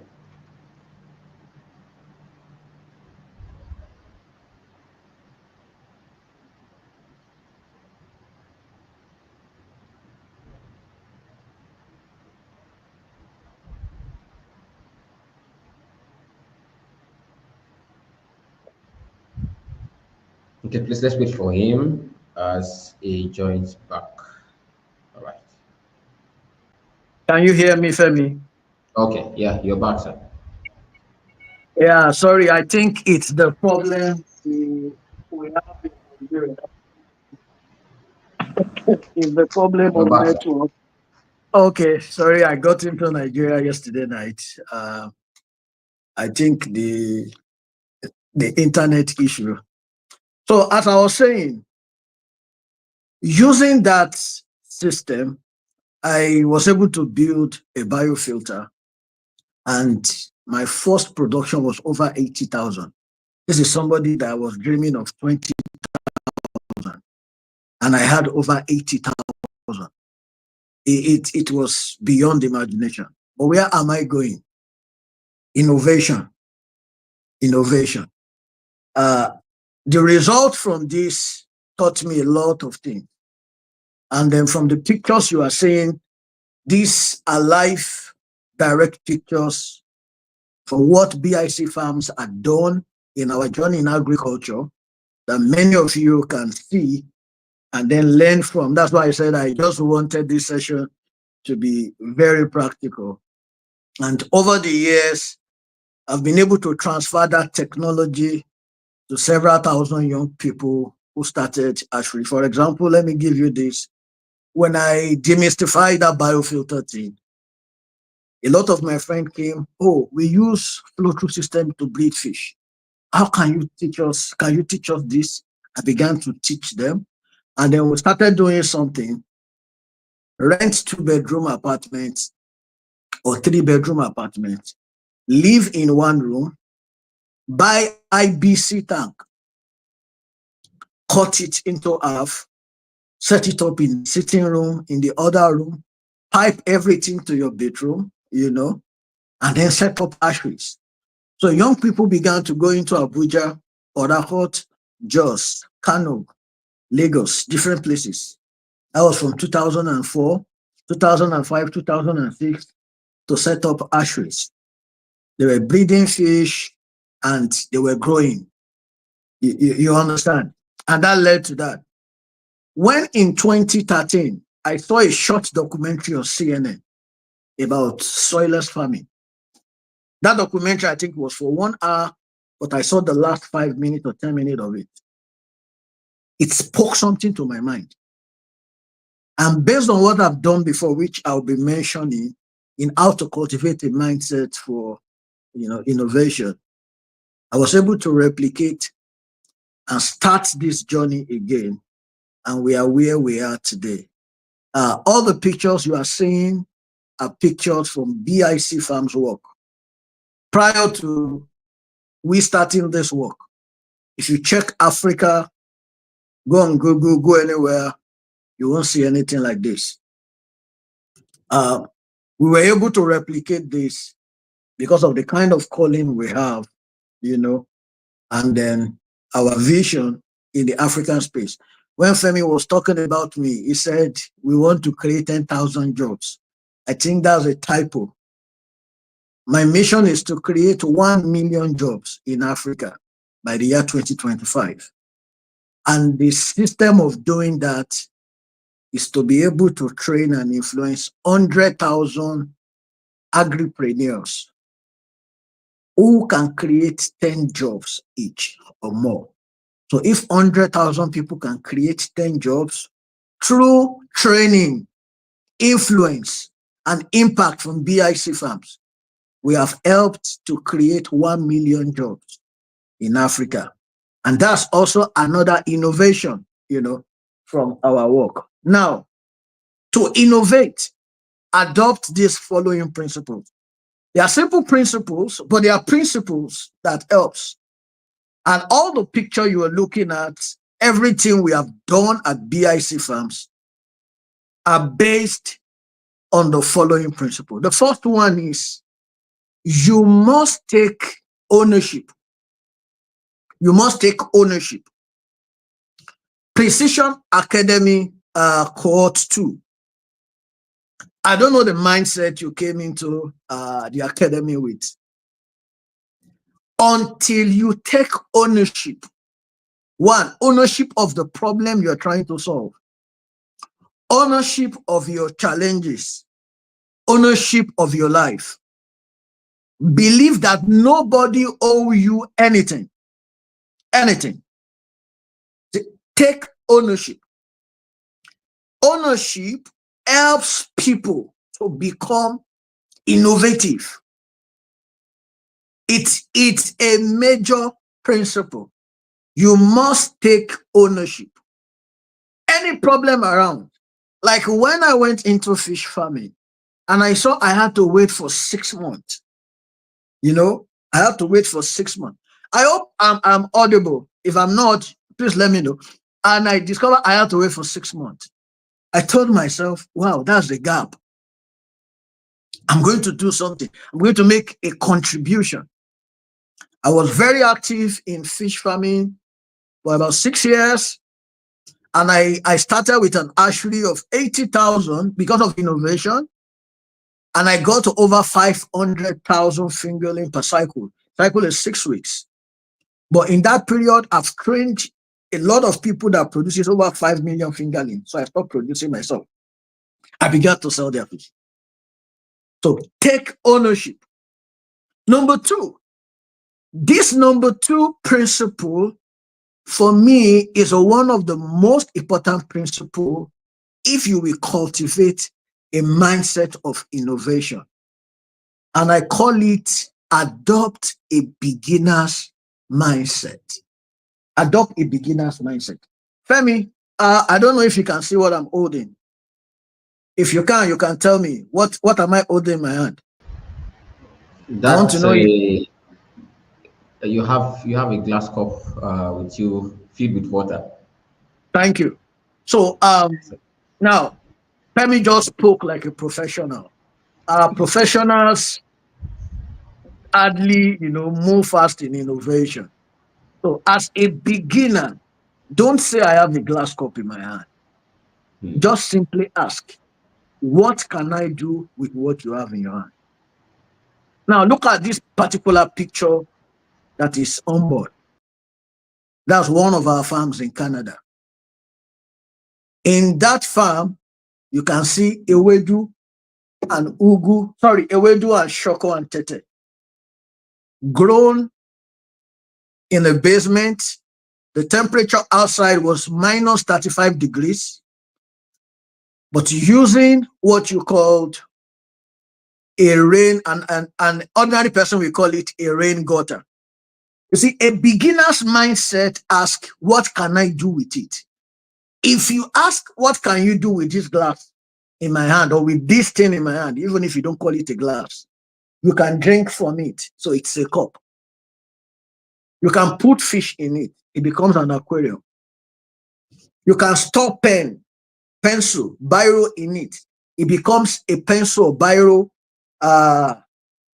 case. You can put soil and plant in it. It becomes a vase. Asking what can I do with it? You can create more than 10 things if you refuse to see it as a cup. But the moment you call it a cup, your thinking stops. Over the years, what has helped me in agriculture is when I see something outside, which will lead me to another major principle. Stay in an innovative environment. Listen to this. What you cannot see, you can never become. What you can't see, you can't become. When you see something, then think with a beginner's mindset. So everything I've seen, I try to replicate, but as a beginner. What has this done? It has helped to make our creations sustainable. When I started hydroponics technology, it was very expensive to build an hydroponic farm. Many of us know some farms who does greenhouse farming in Nigeria. As at the time we started hydroponics and solar farming BIC in 2013, we started selling services and product in 2014.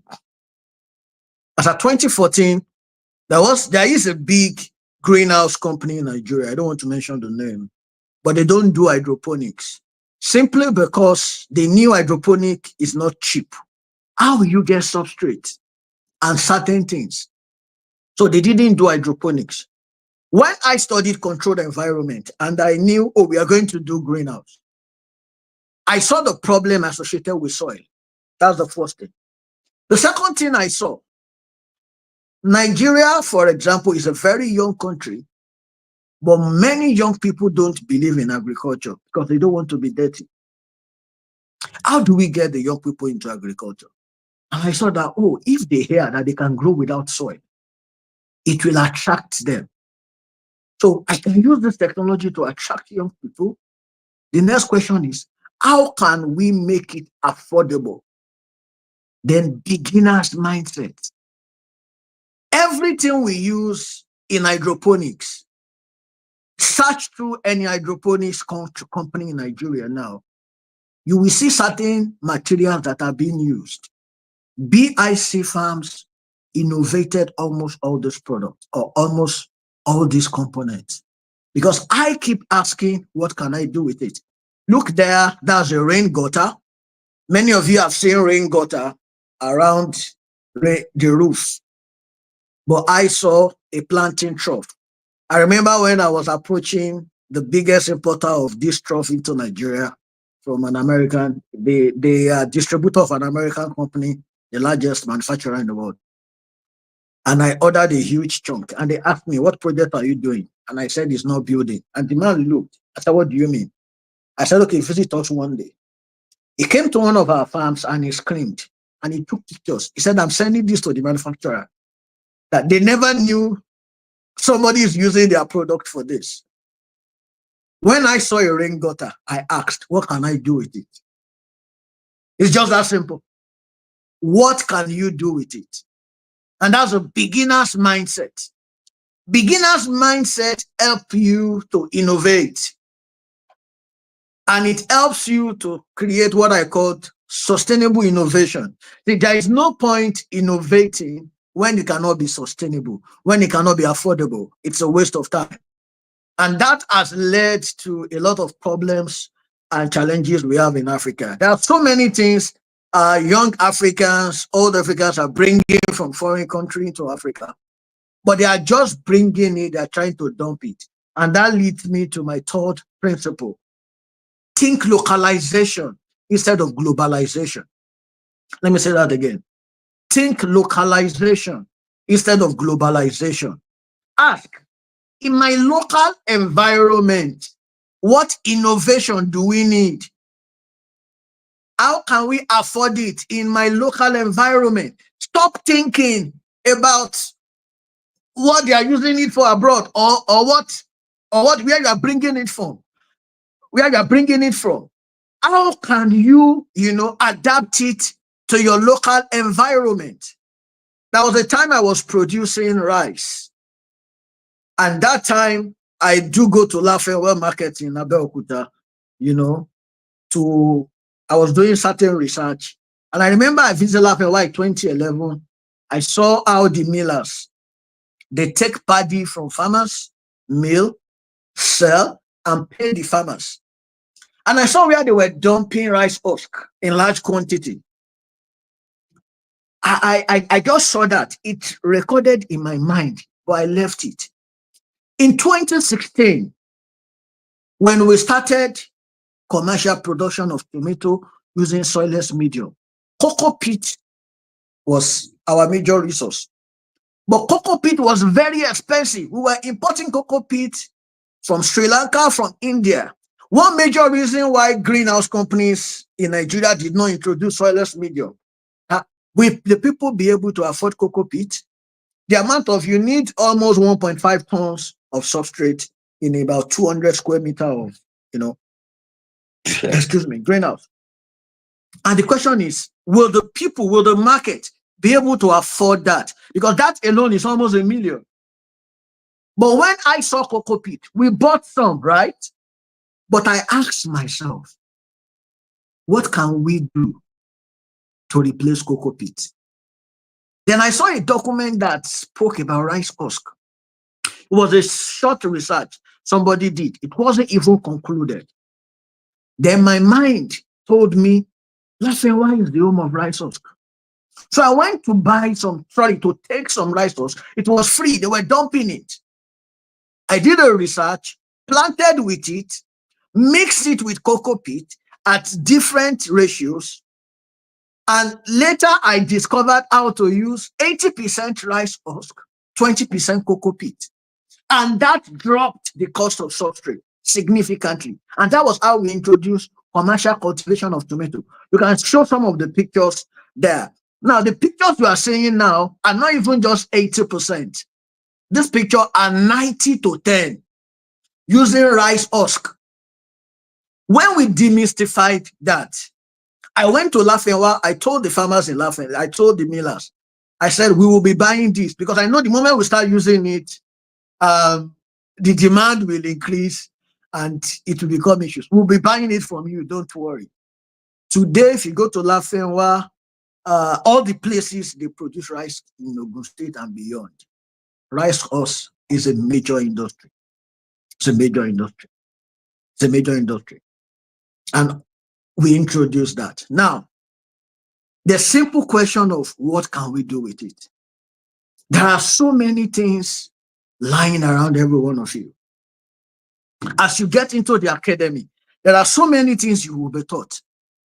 But you need a beginner's mindset to be able to go sustainable and scale with those things. And one thing we do in BIC farms, because our goal is system change. System change is change at the mindset level. We don't keep our innovation to ourselves. We kind of open source it. And you see it replicated, copied everywhere.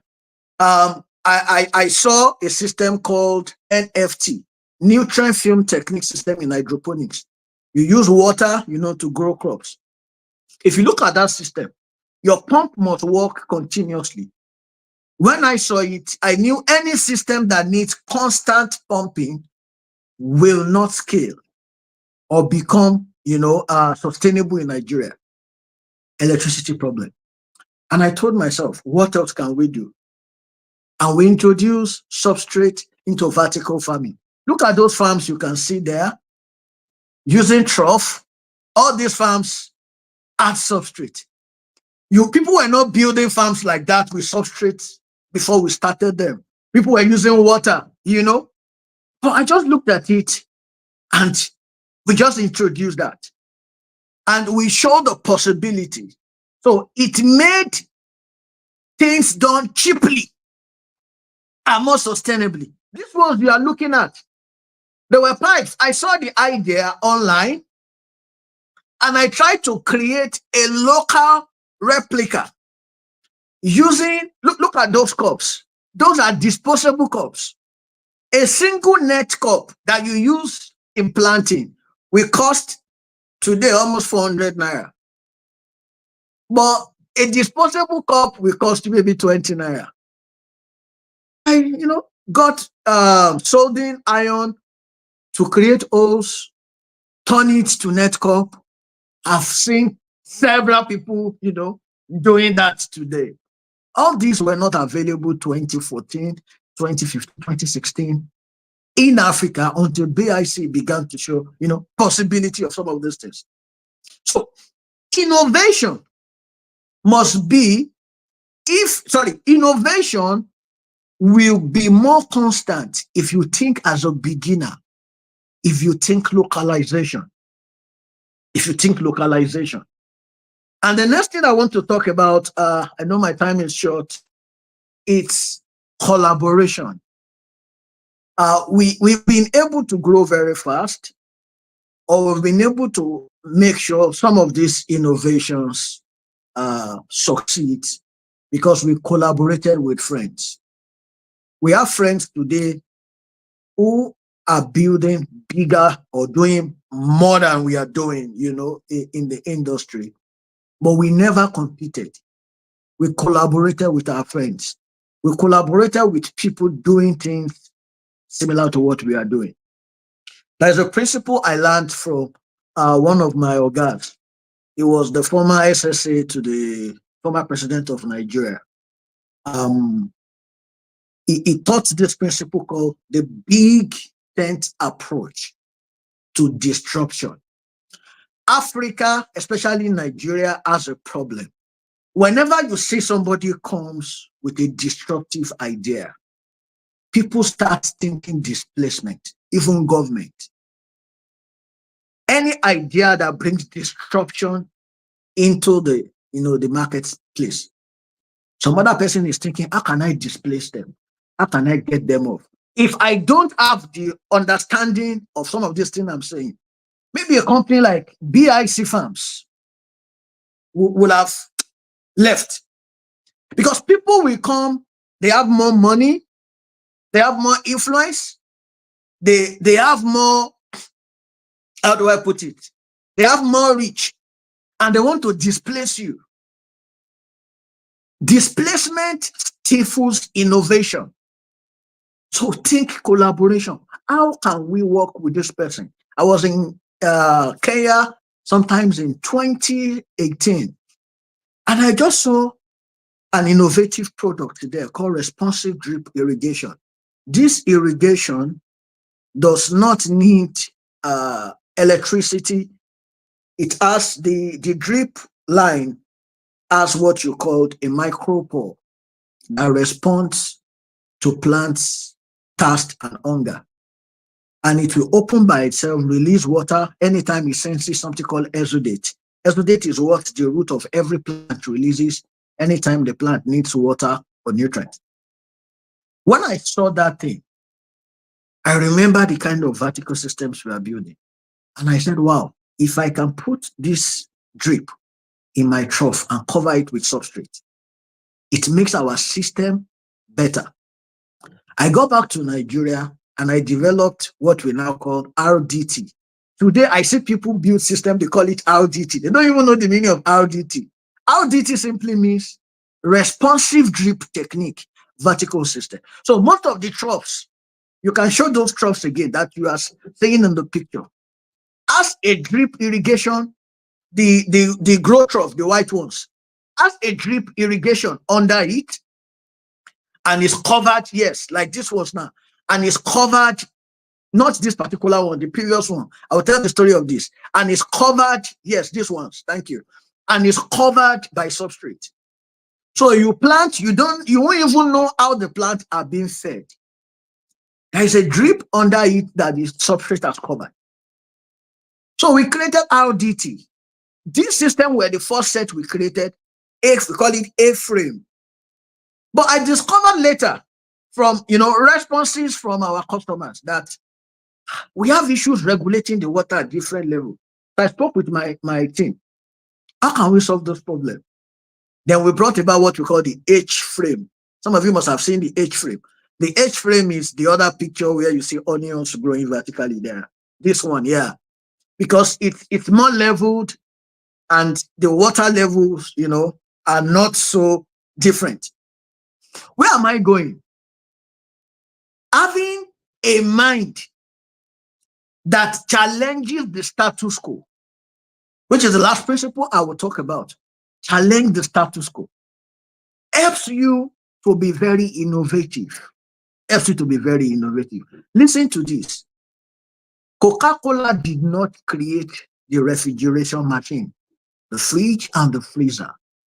But Coca-Cola used refrigeration to build a multi-billion-dollar industry. Coca-Cola is a product.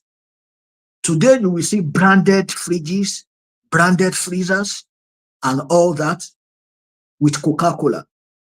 In fact, the time they created some that have transparent door, so that when you see it, they put that in restaurants. You can easily see, you know what I'm saying, the display of the drinks inside. That is what innovation is all about. Several things exist, but how can you use what exists, you understand, to expand what you are doing? How can you do that? So it will help you to remain innovative. And this is what we do, myself, my team member, anytime if we have a project at hand, if I call, think about how to solve this problem. All of them will look and instantly it has become a lifestyle. They can easily tell you, oh, let's do it this way. If I give a suggestion, they can think along the line. And that is what I want to leave you guys with. Embrace curiosity. Embrace curiosity. Think localization instead of globalization. It's very important. If you don't think of how to solve your immediate problem, you won't even understand how simple the solution can be. How simple the solution can be. So when you have this set of mindset or this type of mindset, you will be amazed that your training will be more meaningful to you. So, Precision Academy, I want to tell you that In school, several things will be taught, especially for the second cohort. But as they are talking to you, as they are teaching you in class, picture that glass cup that I held, but don't see it as a glass cup. Ask, what can I do with it? What can I do with it? What can I do with it? I remember there was a time I was talking with Femi, and I was asking, how can we use your service? How can we use your service? We started by, sometimes people ask, what can we do with drones? Oh, drones can only fumigate. No, they can do more. We now map, geofencing, all sorts of things. All sorts of things. There was a day I was talking to somebody. I said, I'm looking for that drone company that will accompany me to a farm. I want to visit a farm close to Sambisa. And I am afraid, there may be kidnappers in the bush. Let's have a drone company that will first go ahead before we get into any farm. And they understand each signature and all that. And they can fly over a 5, 10, 100 hectares of land and tell me that farm is safe. That environment is safe. Follow this route. Do you understand what I'm saying? Keep thinking, what can I do with it? So many things can be done with the drone. So many things. It can be used for farm security. I'm looking for that startup that will be in that business. So that anytime, how much you only need, you don't need to own a drone. You only need to engage a company and say, myself and my partners, we are visiting a particular area on so day, and we book you and we meet at a good place, and you go ahead of us into the farm. Your drone can go 2 kilometers and you can fly over the entire area. Check what we cannot see with physical eyes. That's what the American army, these are some of the things they do with drones. They are going to an enemy area, they check. Because of the problem in a country like Nigeria, kidnapping and challenges like that, I want to see innovative companies that are solving that problem at scale and then cheaply. It will be easy for somebody to pay you a sustainable fee if you can create such a service. So think like a beginner. That's what I'm leaving you with. What can I do with it?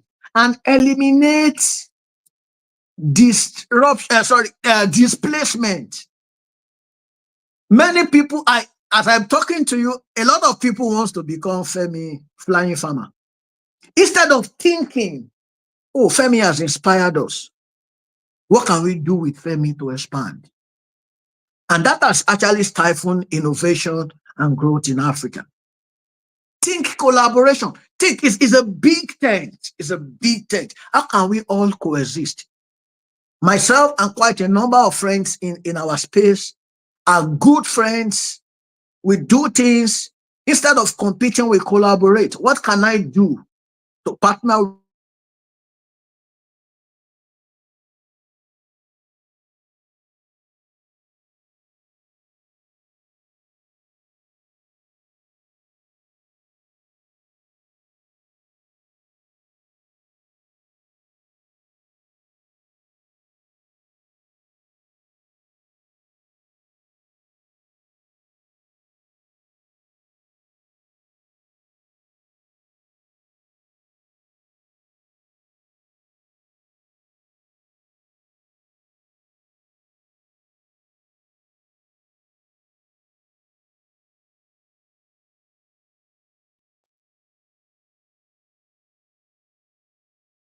Can you hear me? You're back now, sir. Yes, we can hear you now. So thank you. It's a big industry, it's a big space, and I want to say, take advantage of this institute for every member, for everyone who is a part of the second cohort. Take advantage of it. You see, what you cannot see, you cannot become. One of the best things I want to tell you to do is use what this institute will show you that you can do. When we moved into Canada, everybody was importing vegetable into Canada. Everybody. Why? it's expensive to grow it there. But we started our own farm. Now, because of what I've learned in Nigeria, how to build vertical farm cheaply, we are able to build farms when our only major cost is lighting. So it's difficult for anybody using the standard vertical farm systems in Canada, in the US to compete with us. It's very difficult because you don't understand what you have learned. So we brought what we've learned in Nigeria and used the conventional system, and we are in business. So think like a beginner, think localization, think sustainability, and you will be shocked at what you can do. I would like to stop here. Let me thank you for the opportunity, and congratulations to every member of the second cohort for the academy. Yeah. Thank you very much, sir. It's really a great pleasure having you, and also gaining from the wealth of your experience and wisdom. Thank you so much for actually shifting our mind and letting us know how we can cultivate a mindset for innovation. And definitely, you've also made us to understand that there is a need for innovation, and as young entrepreneurs in the agricultural space, innovation is very, very key. It's constant. And what are the things we need to do to actually ensure we are in the frame, with the mindset and with the mindset to actually always innovate. Thank you so much once again. And we have wonderful comments from our audience. Oluwatobi said, I'm finding this presentation insightful. And indeed, it's actually insightful. You've also given us some great sound bites.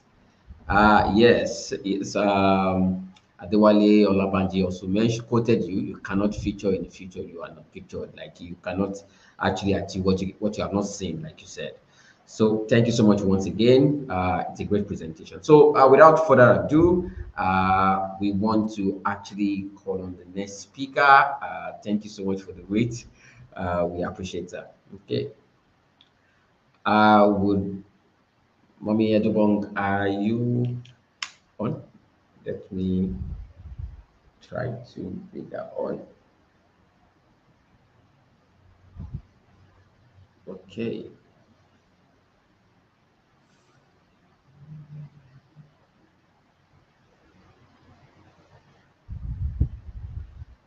So we have the next section, and we're going to be talking about upskilling the future of work in agriculture, upskilling. So I let me quickly put on okay, ma. Thank you so much. All right. We have, I call Mrs. Edobong Akpabio, our mommy. And I believe that you guys are going to also enjoy from the wealth of wisdom that she would be sharing with us about spurring us to upscale for the future of work in agriculture. I'll quickly go through a bio so that you could actually have a clear awareness about who is speaking, who our speaker is. Mrs. Edobong is an agro entrepreneur and agribusiness consultant with passion for supporting entrepreneurs to grow their businesses successfully. She's an ILO, like I think that's International Labor Organization, right? Certified trainer and a certified lead author in two international quality standards, namely ISO QS M901 to 2015 and ISO FSMS 22001 2008. She is also a volunteer facilitator and mentor to various organizations, local and abroad. Edobong is currently the executive director of Greenport, Nigeria, and chairperson of the governing council of NECA's Network of Entrepreneurial Women. She is also co-founder and director of two family businesses providing unique food products to the public and agro agro training and capacity building programs for existing and potential agro entrepreneurs in Nigeria. Mommy Edobong, the floor is yours. Thank you so much, and we really appreciate the wait. Thank you so much. You are muted if you can hear me.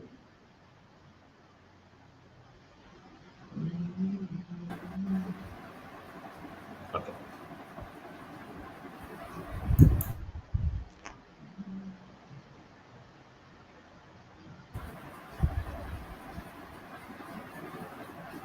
Yes, Femi, I can hear you, though it's breaking. I don't know if it's from my end or from your end. Can you hear me? Yes, I can hear you, ma. I can hear you, ma. Okay, so I can go ahead and press the plus. Yes, yes. Press the plus, and you can use the slide or share screen.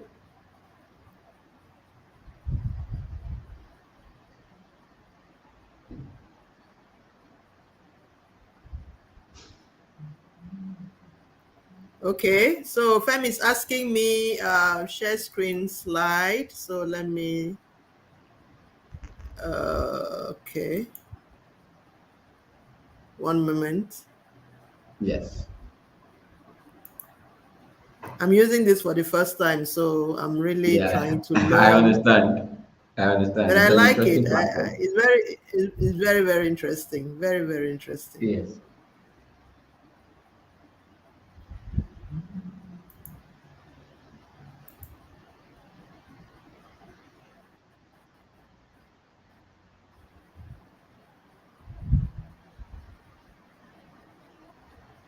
Okay, so we are waiting for it to come up. Okay.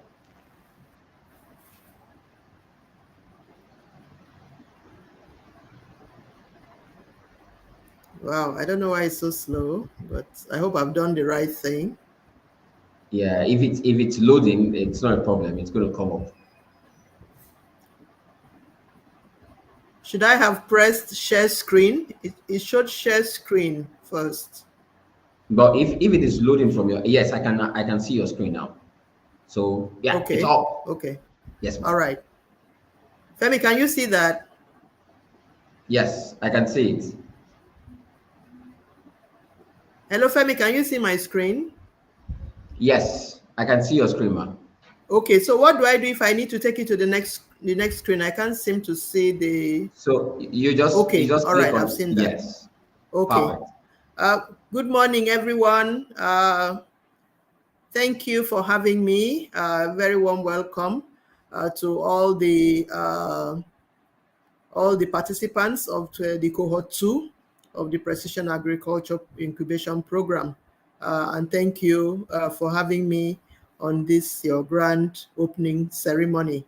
It's nice for me to be here, even though my time is a bit taken away because I had another program, but I'll quickly finish this with you, and then I can get on with the rest of the day, just like you.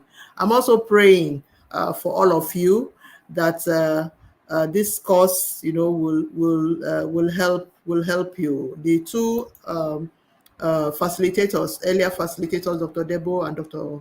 Fatunbi, that spoke. I really enjoyed those sessions, and I believe very strongly that this program will be a wonderful experience for you, and all of the things that you're learning today also will help you, to be the ambassadors to the world that we are preparing. Okay, so we're talking about upskilling. The future of work in the agriculture space. Very interesting, actually, when Femi sent me that topic, in the sense that it's my comfort zone. I'm an HR professional. I did that for over 15 years. So upskilling is something that we will have to, embrace with a lot of interest, with a lot of passion, especially the way things are going. So you can see, in our space, the agricultural space where we are, the whole world is depending on us, to support human, to support animal and plant life.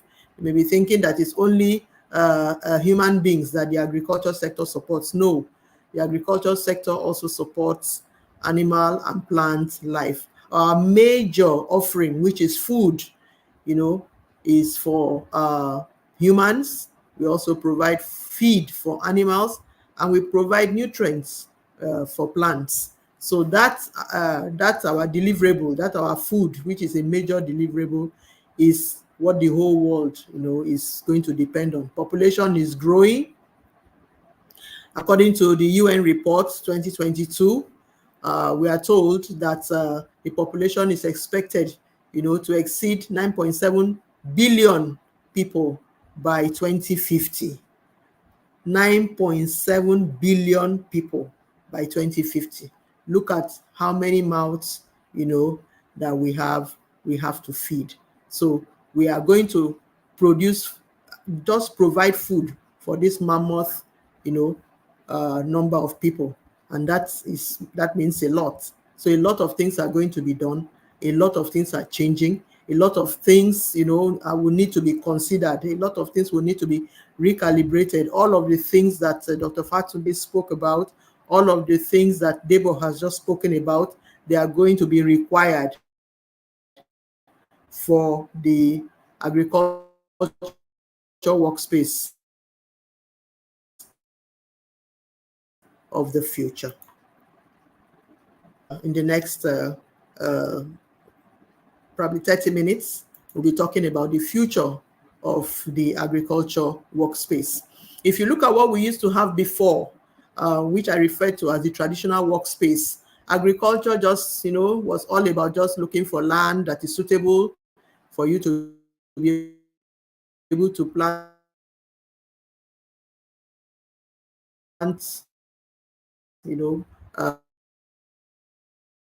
crops, or for you to be able to raise land. So there was a whole lot of field activity. And then if it was a closed space, mostly it was livestock that needed an enclosed part of land. But now we are having what we call an expanded workplace in the agriculture sector.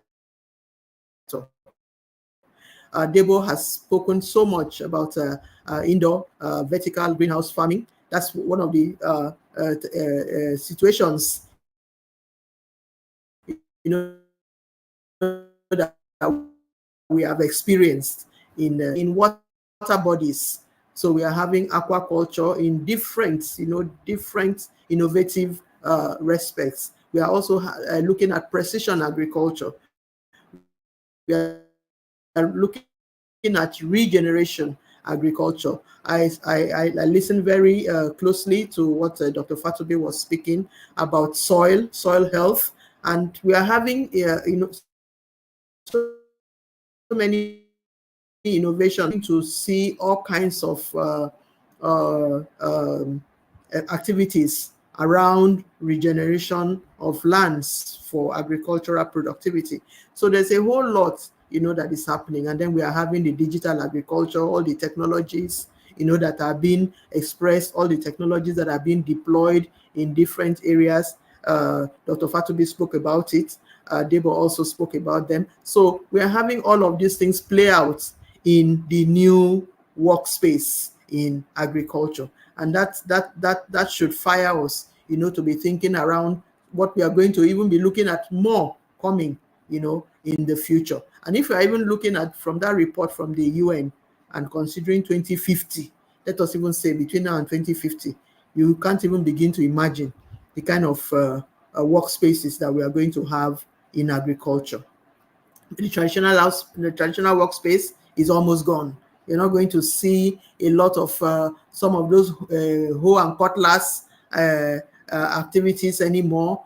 And in fact, even some of those huge tractors and all of that, being that a lot of smallholder farmers cannot afford those kind of machinery, those kind of equipment, and they are in the majority, we are going to be actually thinking deep about how we are going to meet our obligations for 2050. So with this in mind, what will the workforce look like? First and foremost, technology is going to take over human labor, and it's already happening. We are going to have a lot of technology that will be reducing, the need for human interventions. So let's immediately have that at the back of our minds. that technology is going to go up and human labor is going to reduce. So that is going to be the future for in the workspace. Another thing is that the competencies also of the human labor is going to be a little bit more different. We're going to have a lot of people demands for greater education.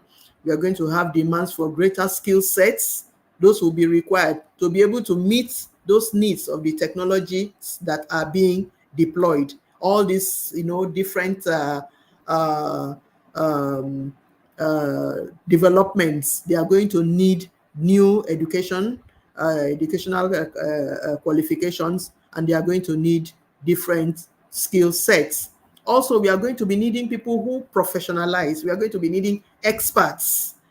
We are going to be needing, expert engineers. Is it in the water engineering? Is it in mechanical engineering? We are going to be needing people who have expertise, in several areas. And that means that, in the future, these are what we should be looking for. So what will the careers in the future look like? I want to just quickly run this. I will keep each slide for just 2 minutes because it's quite huge. I got this from the careers for agriculture in the future, and it's just some. I couldn't bring all. They were at least 50 that I saw. I was just able to pick, some of this just for you to see, what the space is going to be looking for in the future. It's much like what I learned, when in one of the business classes I attended, and our facilitator was talking about us learning how to read the budget, whether it's a national budget, whether it's a state budget. Our facilitator placed emphasis on us understanding what the budget is about. And what he was telling us was that whether it is the national budget or the state budget, what the government is doing is to say, these are my areas of focus for this period, usually a year. So these are the areas I will focus on. And when they put the money beside it, it says, these are the funding I'm going to deploy to be able to get what I want to do in this area. So it sets us thinking. When you see those humongous figures, in a particular sector activity, it lets you know that, okay, what does government want to spend on? And when you know what government wants to spend on, and your business is also related in that area, you can position yourself for some of that money to come down to you. Same thing is what we are having here in the careers of the future in agriculture. These are the careers that people will be looking for in the future. So it's telling you, even as you're part of this cohort 2, if there are any of these areas that you have certain level of knowledge, you have had, maybe it's your discipline, or maybe it's an interest area for you, you will have to develop further so that you become a professional or an expert in this area, because we'll be looking for this in the agricultural workspace of the future. So we are going to need people who can, work with businesses that need funding. And that's a major for us. It's a major for us in agriculture. But we are going to need people who can advise us. We are going to need people who can, handhold us. We are going to need people who can take us through so that we are able to get the kind of funding that is suitable for us. A lot of the time, we are looking for funding that is not suitable for us. A lot of the time, too, we don't even know where to get funding that is suitable for us. So there is going to be a lot of need for people with this expertise who can take us through. They understand the sector, and they also understand the kind of needs. They understand your activity. Even within the sector, activities are different. So they understand the industry, they understand your business, and they are going to help you to get the kind of funding that is suitable for you. It's going to be a big need in the future. We are going to need animal scientists, from breeding to nutrition, to all the production aspects of it. All of it, we are going to need people who have expertise in that area. We're going to need people who are professionals in the veterinary subsector, whether you are a technician, whether you are a medical personnel, whether you are in producing drugs, for livestock, all of that, we are going to need people there. We are going to need soil scientists. I don't need to even say this too much because Dr. Fatunbi spoke a lot about it. We are going to need food scientists, people that are going to work from production to consumption value chains in the food system. We are going to need them because food is something that 100% of human beings survive on. And then we have plant food, then we have animal feed. So you can imagine the kind of spread that this discipline covers. And then we are going to also need all of these experts. So I just want to dwell on the next one just for another 1 minute for you to see another array of professionals that are going to be needed in the future. Wrap yourself around any of the ones that interest you, and then begin to see how you can develop the kind of skill sets that will be required for you to pull these disciplines as an expert. So we have from agri-marketing professional to the beneficial insects experts. Beneficial insects is now becoming a major consideration in the livestock subsector. Why? Because feed, it started with feed being expensive. And just like Debo said, some people put their heads together to say, so what do we do? What do we do? And then came up with some of these innovations. So these are some of the professions that are going to be required in the future. And then this is the last slide on that, talking about the much needed, professions. Logistics is a big issue for us. It's a very, very big issue. A lot of the people that provide us with logistics services do not understand our business. That is why somebody will come and pick up mushroom from your location at 8 a.m. in the morning, and he will deliver it at 5 p.m. in the evening. And by that time, the mushroom has already decayed, has discolored.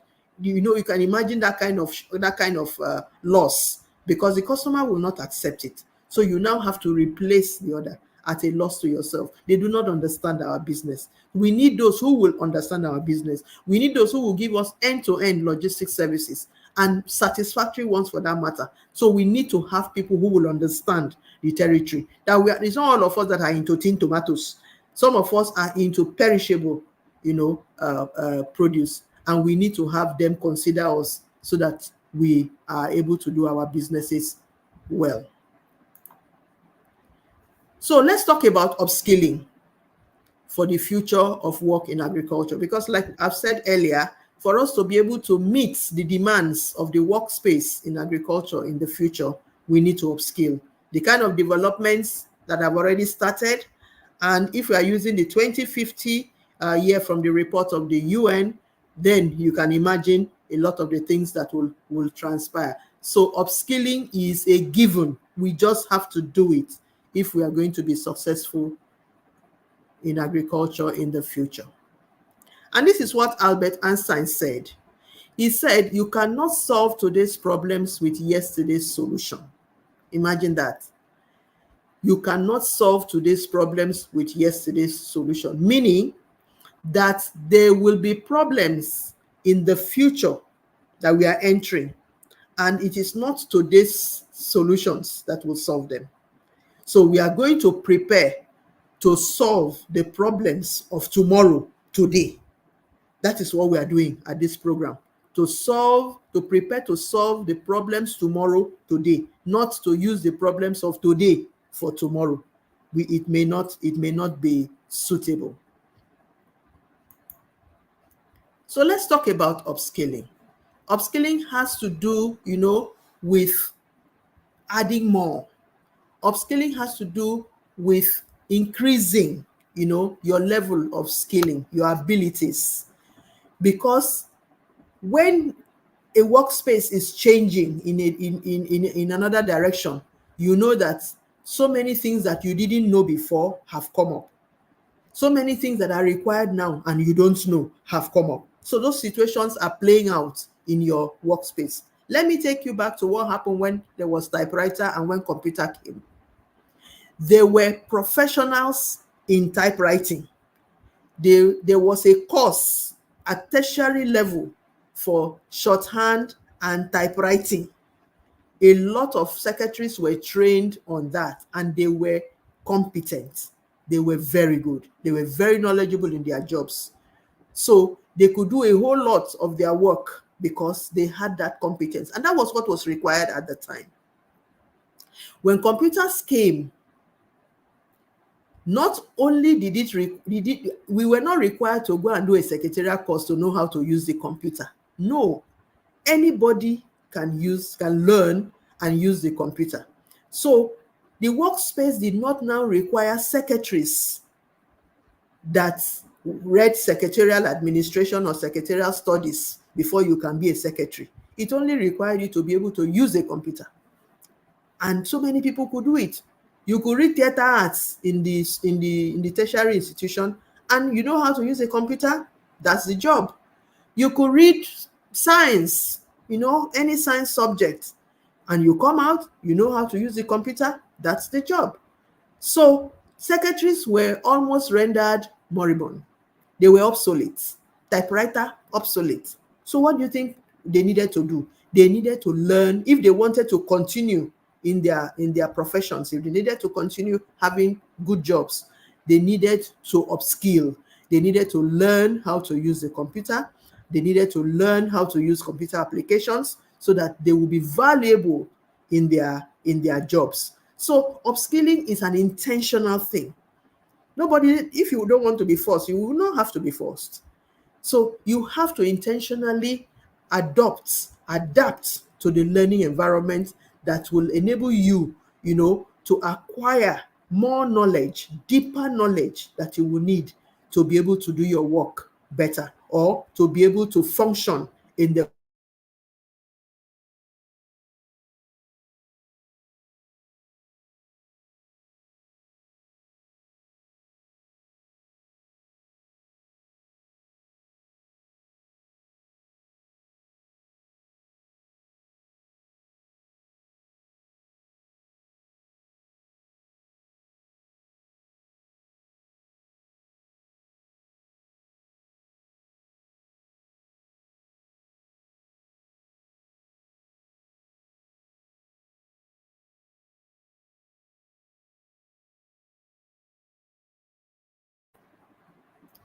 Femi, can you hear me? You are back now, man. You are back now. We can hear you now, man. Okay, thank you. I noticed that. So, like I was saying, upskilling has to be intentional because you are young. You're young people. This is your time, and you have a whole future ahead of you. So don't make some of the mistakes that we made where we had to be forced. Change was very difficult for some of us, in our own generation, because you had to be forced. You were like, why are things being different? Why are things changing? Why can't they just remain the same? What's the purpose of all this change? But you are young, you are curious, you are vibrant, you are vivacious. You can face the future head on, but you need to prepare for that future. And upskilling has to be an intentional decision for you, because you will embrace learning. You will embrace a lot of the developments that are coming up, certifications. At that time, there was just some professions that required certification, like the accountants, like the engineers, they needed to have those kind of certifications for them to be able to function in their professions. If that is the way to go and get it. You are the one to make that decision. It's available, go and do it. All your innovations, there are so many opportunities out there. You can trademark, your innovation. You can get it certified, and then you deploy it, to likely users, likely customers, likely clients, and that becomes what you are known for. You develop expertise in that area, and it's very, very good, and it will work for you, because that is what the industry will be looking for in the future. So we need to prepare to upskill. So sometimes you hear reskilling, you hear upskilling. So it's looking like what do they really mean? What's the difference? Like I said earlier, when we're talking about upskilling, we are talking about expanding. expanding the existing skills, existing competencies, existing abilities that you have, because either the industry has changed, the workspace has changed, the work demand has changed, or the competency demand has changed. So you already have, don't forget that one of the things that made us to run after the secretaries was that they already knew how to type. They learned how to type from, from their trainings, from the schooling and all of that. When we now came and started, with the computer, we had to learn how to type. So if they were, struggling, with the computer, we learned how to type and we jumped on it. So that is what upskilling does. So they needed to now, they already knew how to type, now know how to use the computer and type. So, but when it comes to reskilling is more or less like you're learning something new. You're learning something new. Take, for instance, myself. I'll take myself. I had a very good career in the corporate world for almost 20 years. So, but when I wanted to do a business of my own and I chose agriculture, I needed to reskill. There were so many skills, so many abilities, so many competencies I didn't have. So I needed to reskill to suit the new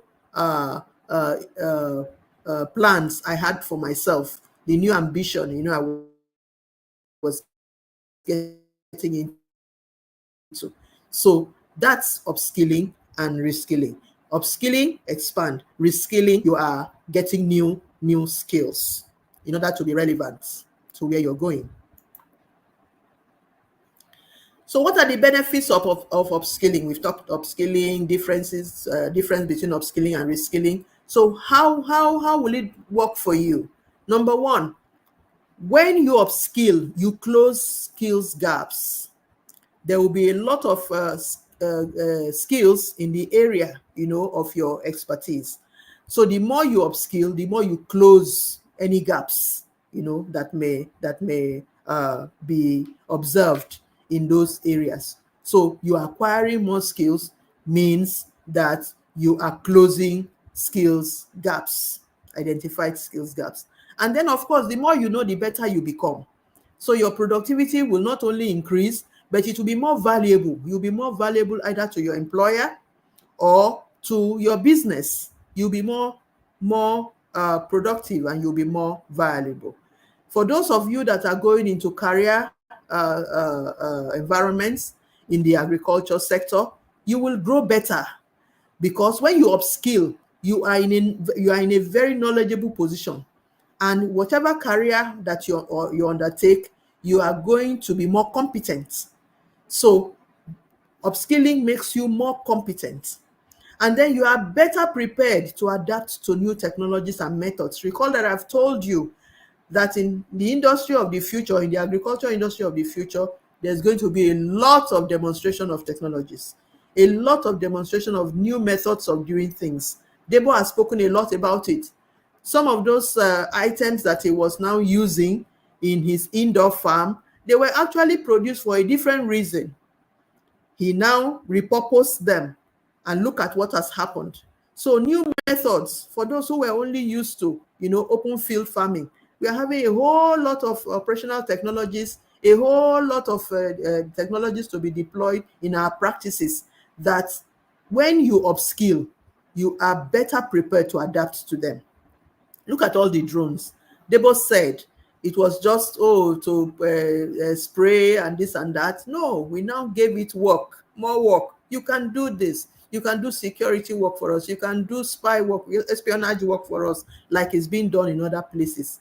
And you can even give us a report. What's the size of our land? Where does it stretch to? Where my eyes cannot see, drones are there. There are so many things in our own capacities as human beings we don't have, but technologies have provide them for us. So when you upskill and you are able to get more of the skills that are being required in the industry, you are able to adapt, and then you provide a better quality of service. Even your customers, if you are going to be a business owner, or you're working for an organization. Your organization is better placed to provide better service, better quality service for your customers. And then again, I'm getting to a time where I'm planning my retirement. What is going to happen to the business? Is only someone who is knowledgeable, is only someone who is competent, is only someone who is better skilled that can take over from me. So the more I have people who have upskilled in my organization, the better I know who is taking over, not only from me, but from all the top management, that will be there. We always know that we are grooming this person because this person is competent, because this person is open to learning, because this person is performing well. Those are some of the criteria that people will use for succession planning. So these are all the benefits. So yesterday, somebody came in as a young officer in this organization, and then before you know what is happening, the person has, grown within the system to become the managing director. It is a factor of how you have upskilled. So in conclusion, I want to take this quote with you. Carol Dweck, she's an author I like to read. I read her articles, her blogs. I like to read her books too, especially the ebooks. And she said something in one of them that touched me. She said, the hallmark of successful people is that they are always stretching themselves to learn new things. Successful people learn and learn and again, learn and learn and learn and learn. They don't stop learning.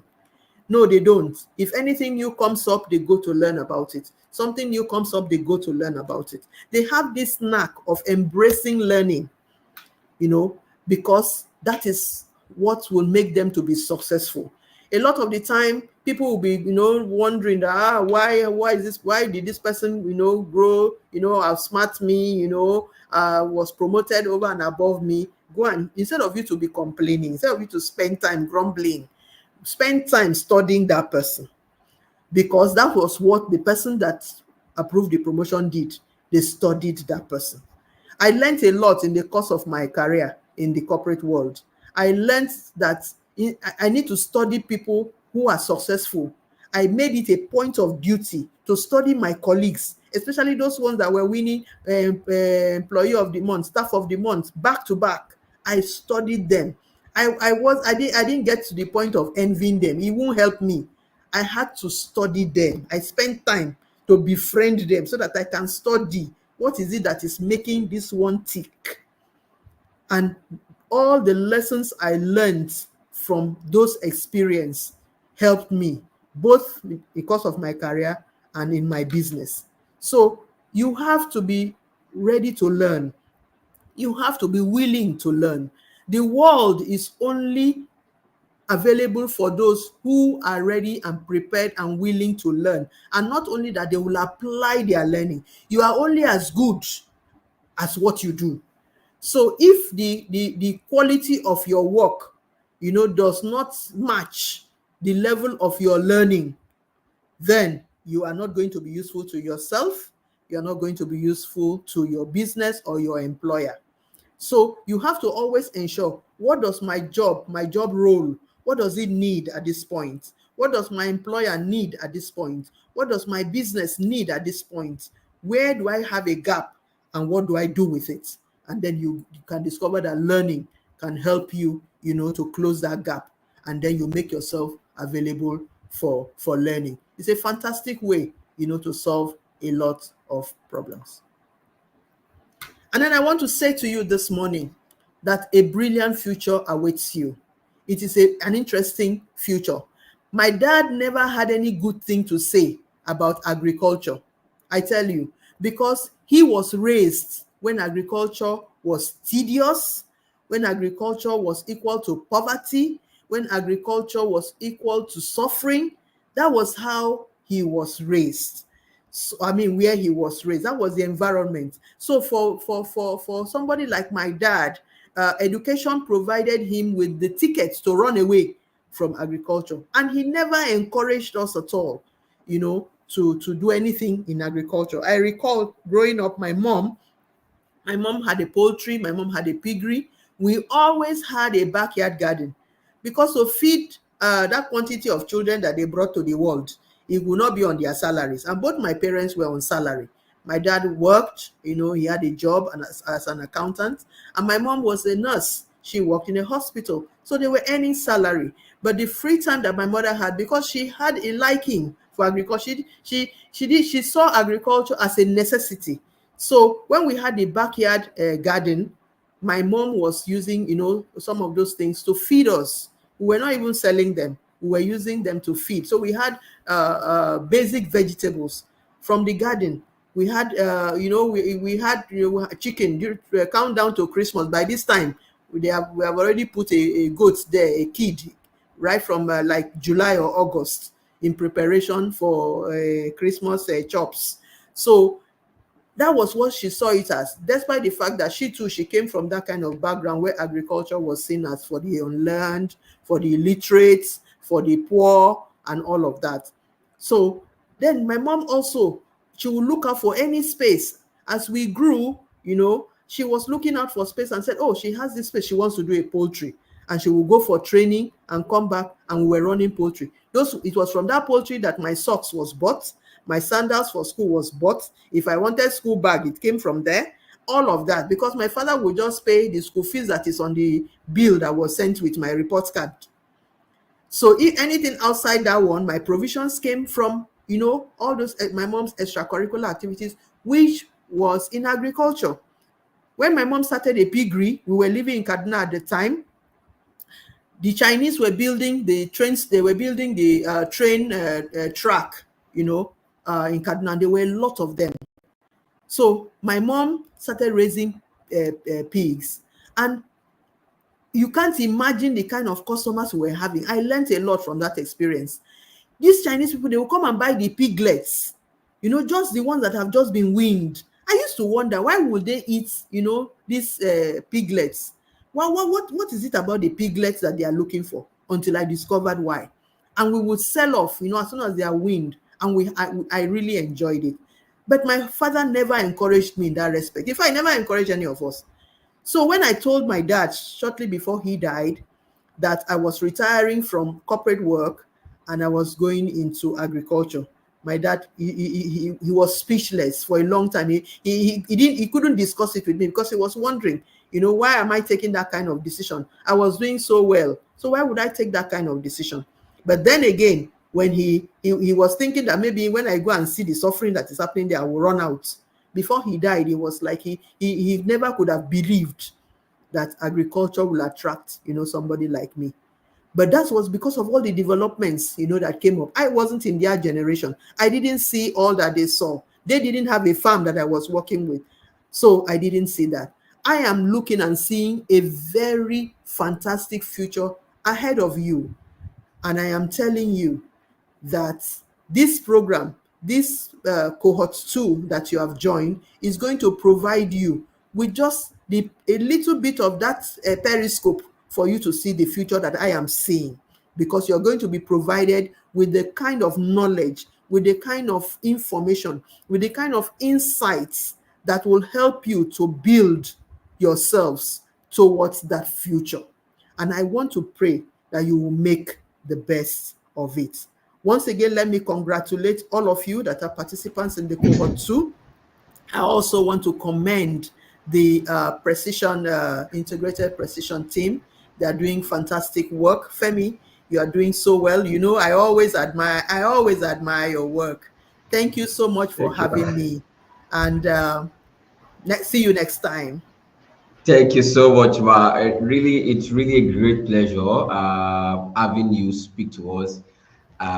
Truly, you've actually spoken from your core expertise, and also you spoke from passion and as a mother, encouraging and inspiring us, telling us about the future of agriculture and how we can actually rightly prepare ourselves. And if I would paraphrase, one of the things you actually mentioned or really shared with us is that technology is necessarily not the one taking our jobs, but it is the person who has upskilled and has the skill to use technology that is going to take another person's job.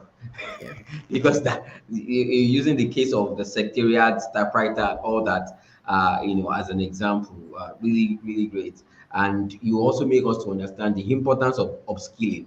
If you're already in the part, looking at the secretaries, they already know about typewriters and all that. If they could upskill, it's just another level. Typing fast, doing things promptly, and all that. Thank you so much again. We appreciate the time. And yeah, one of our participants actually jotted this down. He said, upskilling is intentional, quoting you, the solution of yesterday cannot solve yesterday cannot solve tomorrow's problem. So yeah, thank you so much again. We appreciate. And I also want to reiterate that the the the technology or the solution for the 21st century problems or challenge can only be solved by 21st century technology. And Momi Edebong has already clearly told us about technology being the future of agriculture. Once again, we want to appreciate you. We say thank you for your time, for your patience also. Have a lovely day, ma. Thank you very much, Femi. Goodbye, everyone. Bye, yes, well. All right, guys. Yeah, wow, we've actually spent more than 3 hours on on this space, and I believe that you've been enjoying yourself. From Professor Wole Fatunbi sharing with us, to Ambassador Debo Onafowora also sharing, and Madam Edobong also sharing with us today. Yeah, it's just all about that, and we believe that this will serve as a basis for us going forward. It's about innovation. It's about preparing you. One of the vision that we have at Precision Field Academy is to actually prepare the next generation of professionals, farmers, agricultural professionals or practitioners for the future of work, right? In future of work and technology in agriculture. We want a world where young professionals are not just observers of technology. Oh, today is AI. Oh, it's now drones, right? You are just observers. But why not become a player? Why not become an influencer? Why not become a creator, an inventor of this technology? That's why we're actually here, to actually expose you, to actually educate you and enlighten you about what you need to upskill yourself to actually grow, right? So this is actually our vision. Our mission is to actually raise the next generation of tech inclined and digitally savvy farmers and agricultural professionals, those who are going to use technology to cause rapid transformation, right? So there are a lot of innovation still on the sleeves, that you have in mind. This is actually a place to actually bring it forth, right? So, and in a coming week, we are going to be delving deep. You might have, I believe that Joseph have actually shared with you some of, the program schedule. You have actually seen the topics. They're not just online sections. They are going to be practical. You've actually listened from our alumni from the cohort 1. These are practical, talking about GIS in agriculture. It's not going to be just what is GIS. It's going to be application of GIS. You are going to appreciate GIS. You're going to appreciate drone technology. You are going to become a professional at the end of the day. As one of our objectives for this program is to actually raise the next generation of agricultural remote pilots. And when we mean remote pilot, that's drone pilot, right? You can be able to use drones. It will not be far away, right? So, and these knowledge are, bringing global experts, around the world closer to you to be able to expose you. So you do not necessarily like, oh, because I'm not in the US, oh, because I'm not in the UK, oh, because no, we need to, we are actually condensing this knowledge and bringing it closer in proximity to you, right? So that you can be able to absorb, you can be able to create, be creative, as one of the things Professor Wole mentioned as creative disruption, right? So, but you cannot actually, a future that you have not seen, you cannot feature in it, right? So we want you to see it. We want you to be exposed to this. And then maybe spark the curiosity in you, inspire you to actually begin to take steps. And that's what we want to do at the end of the day.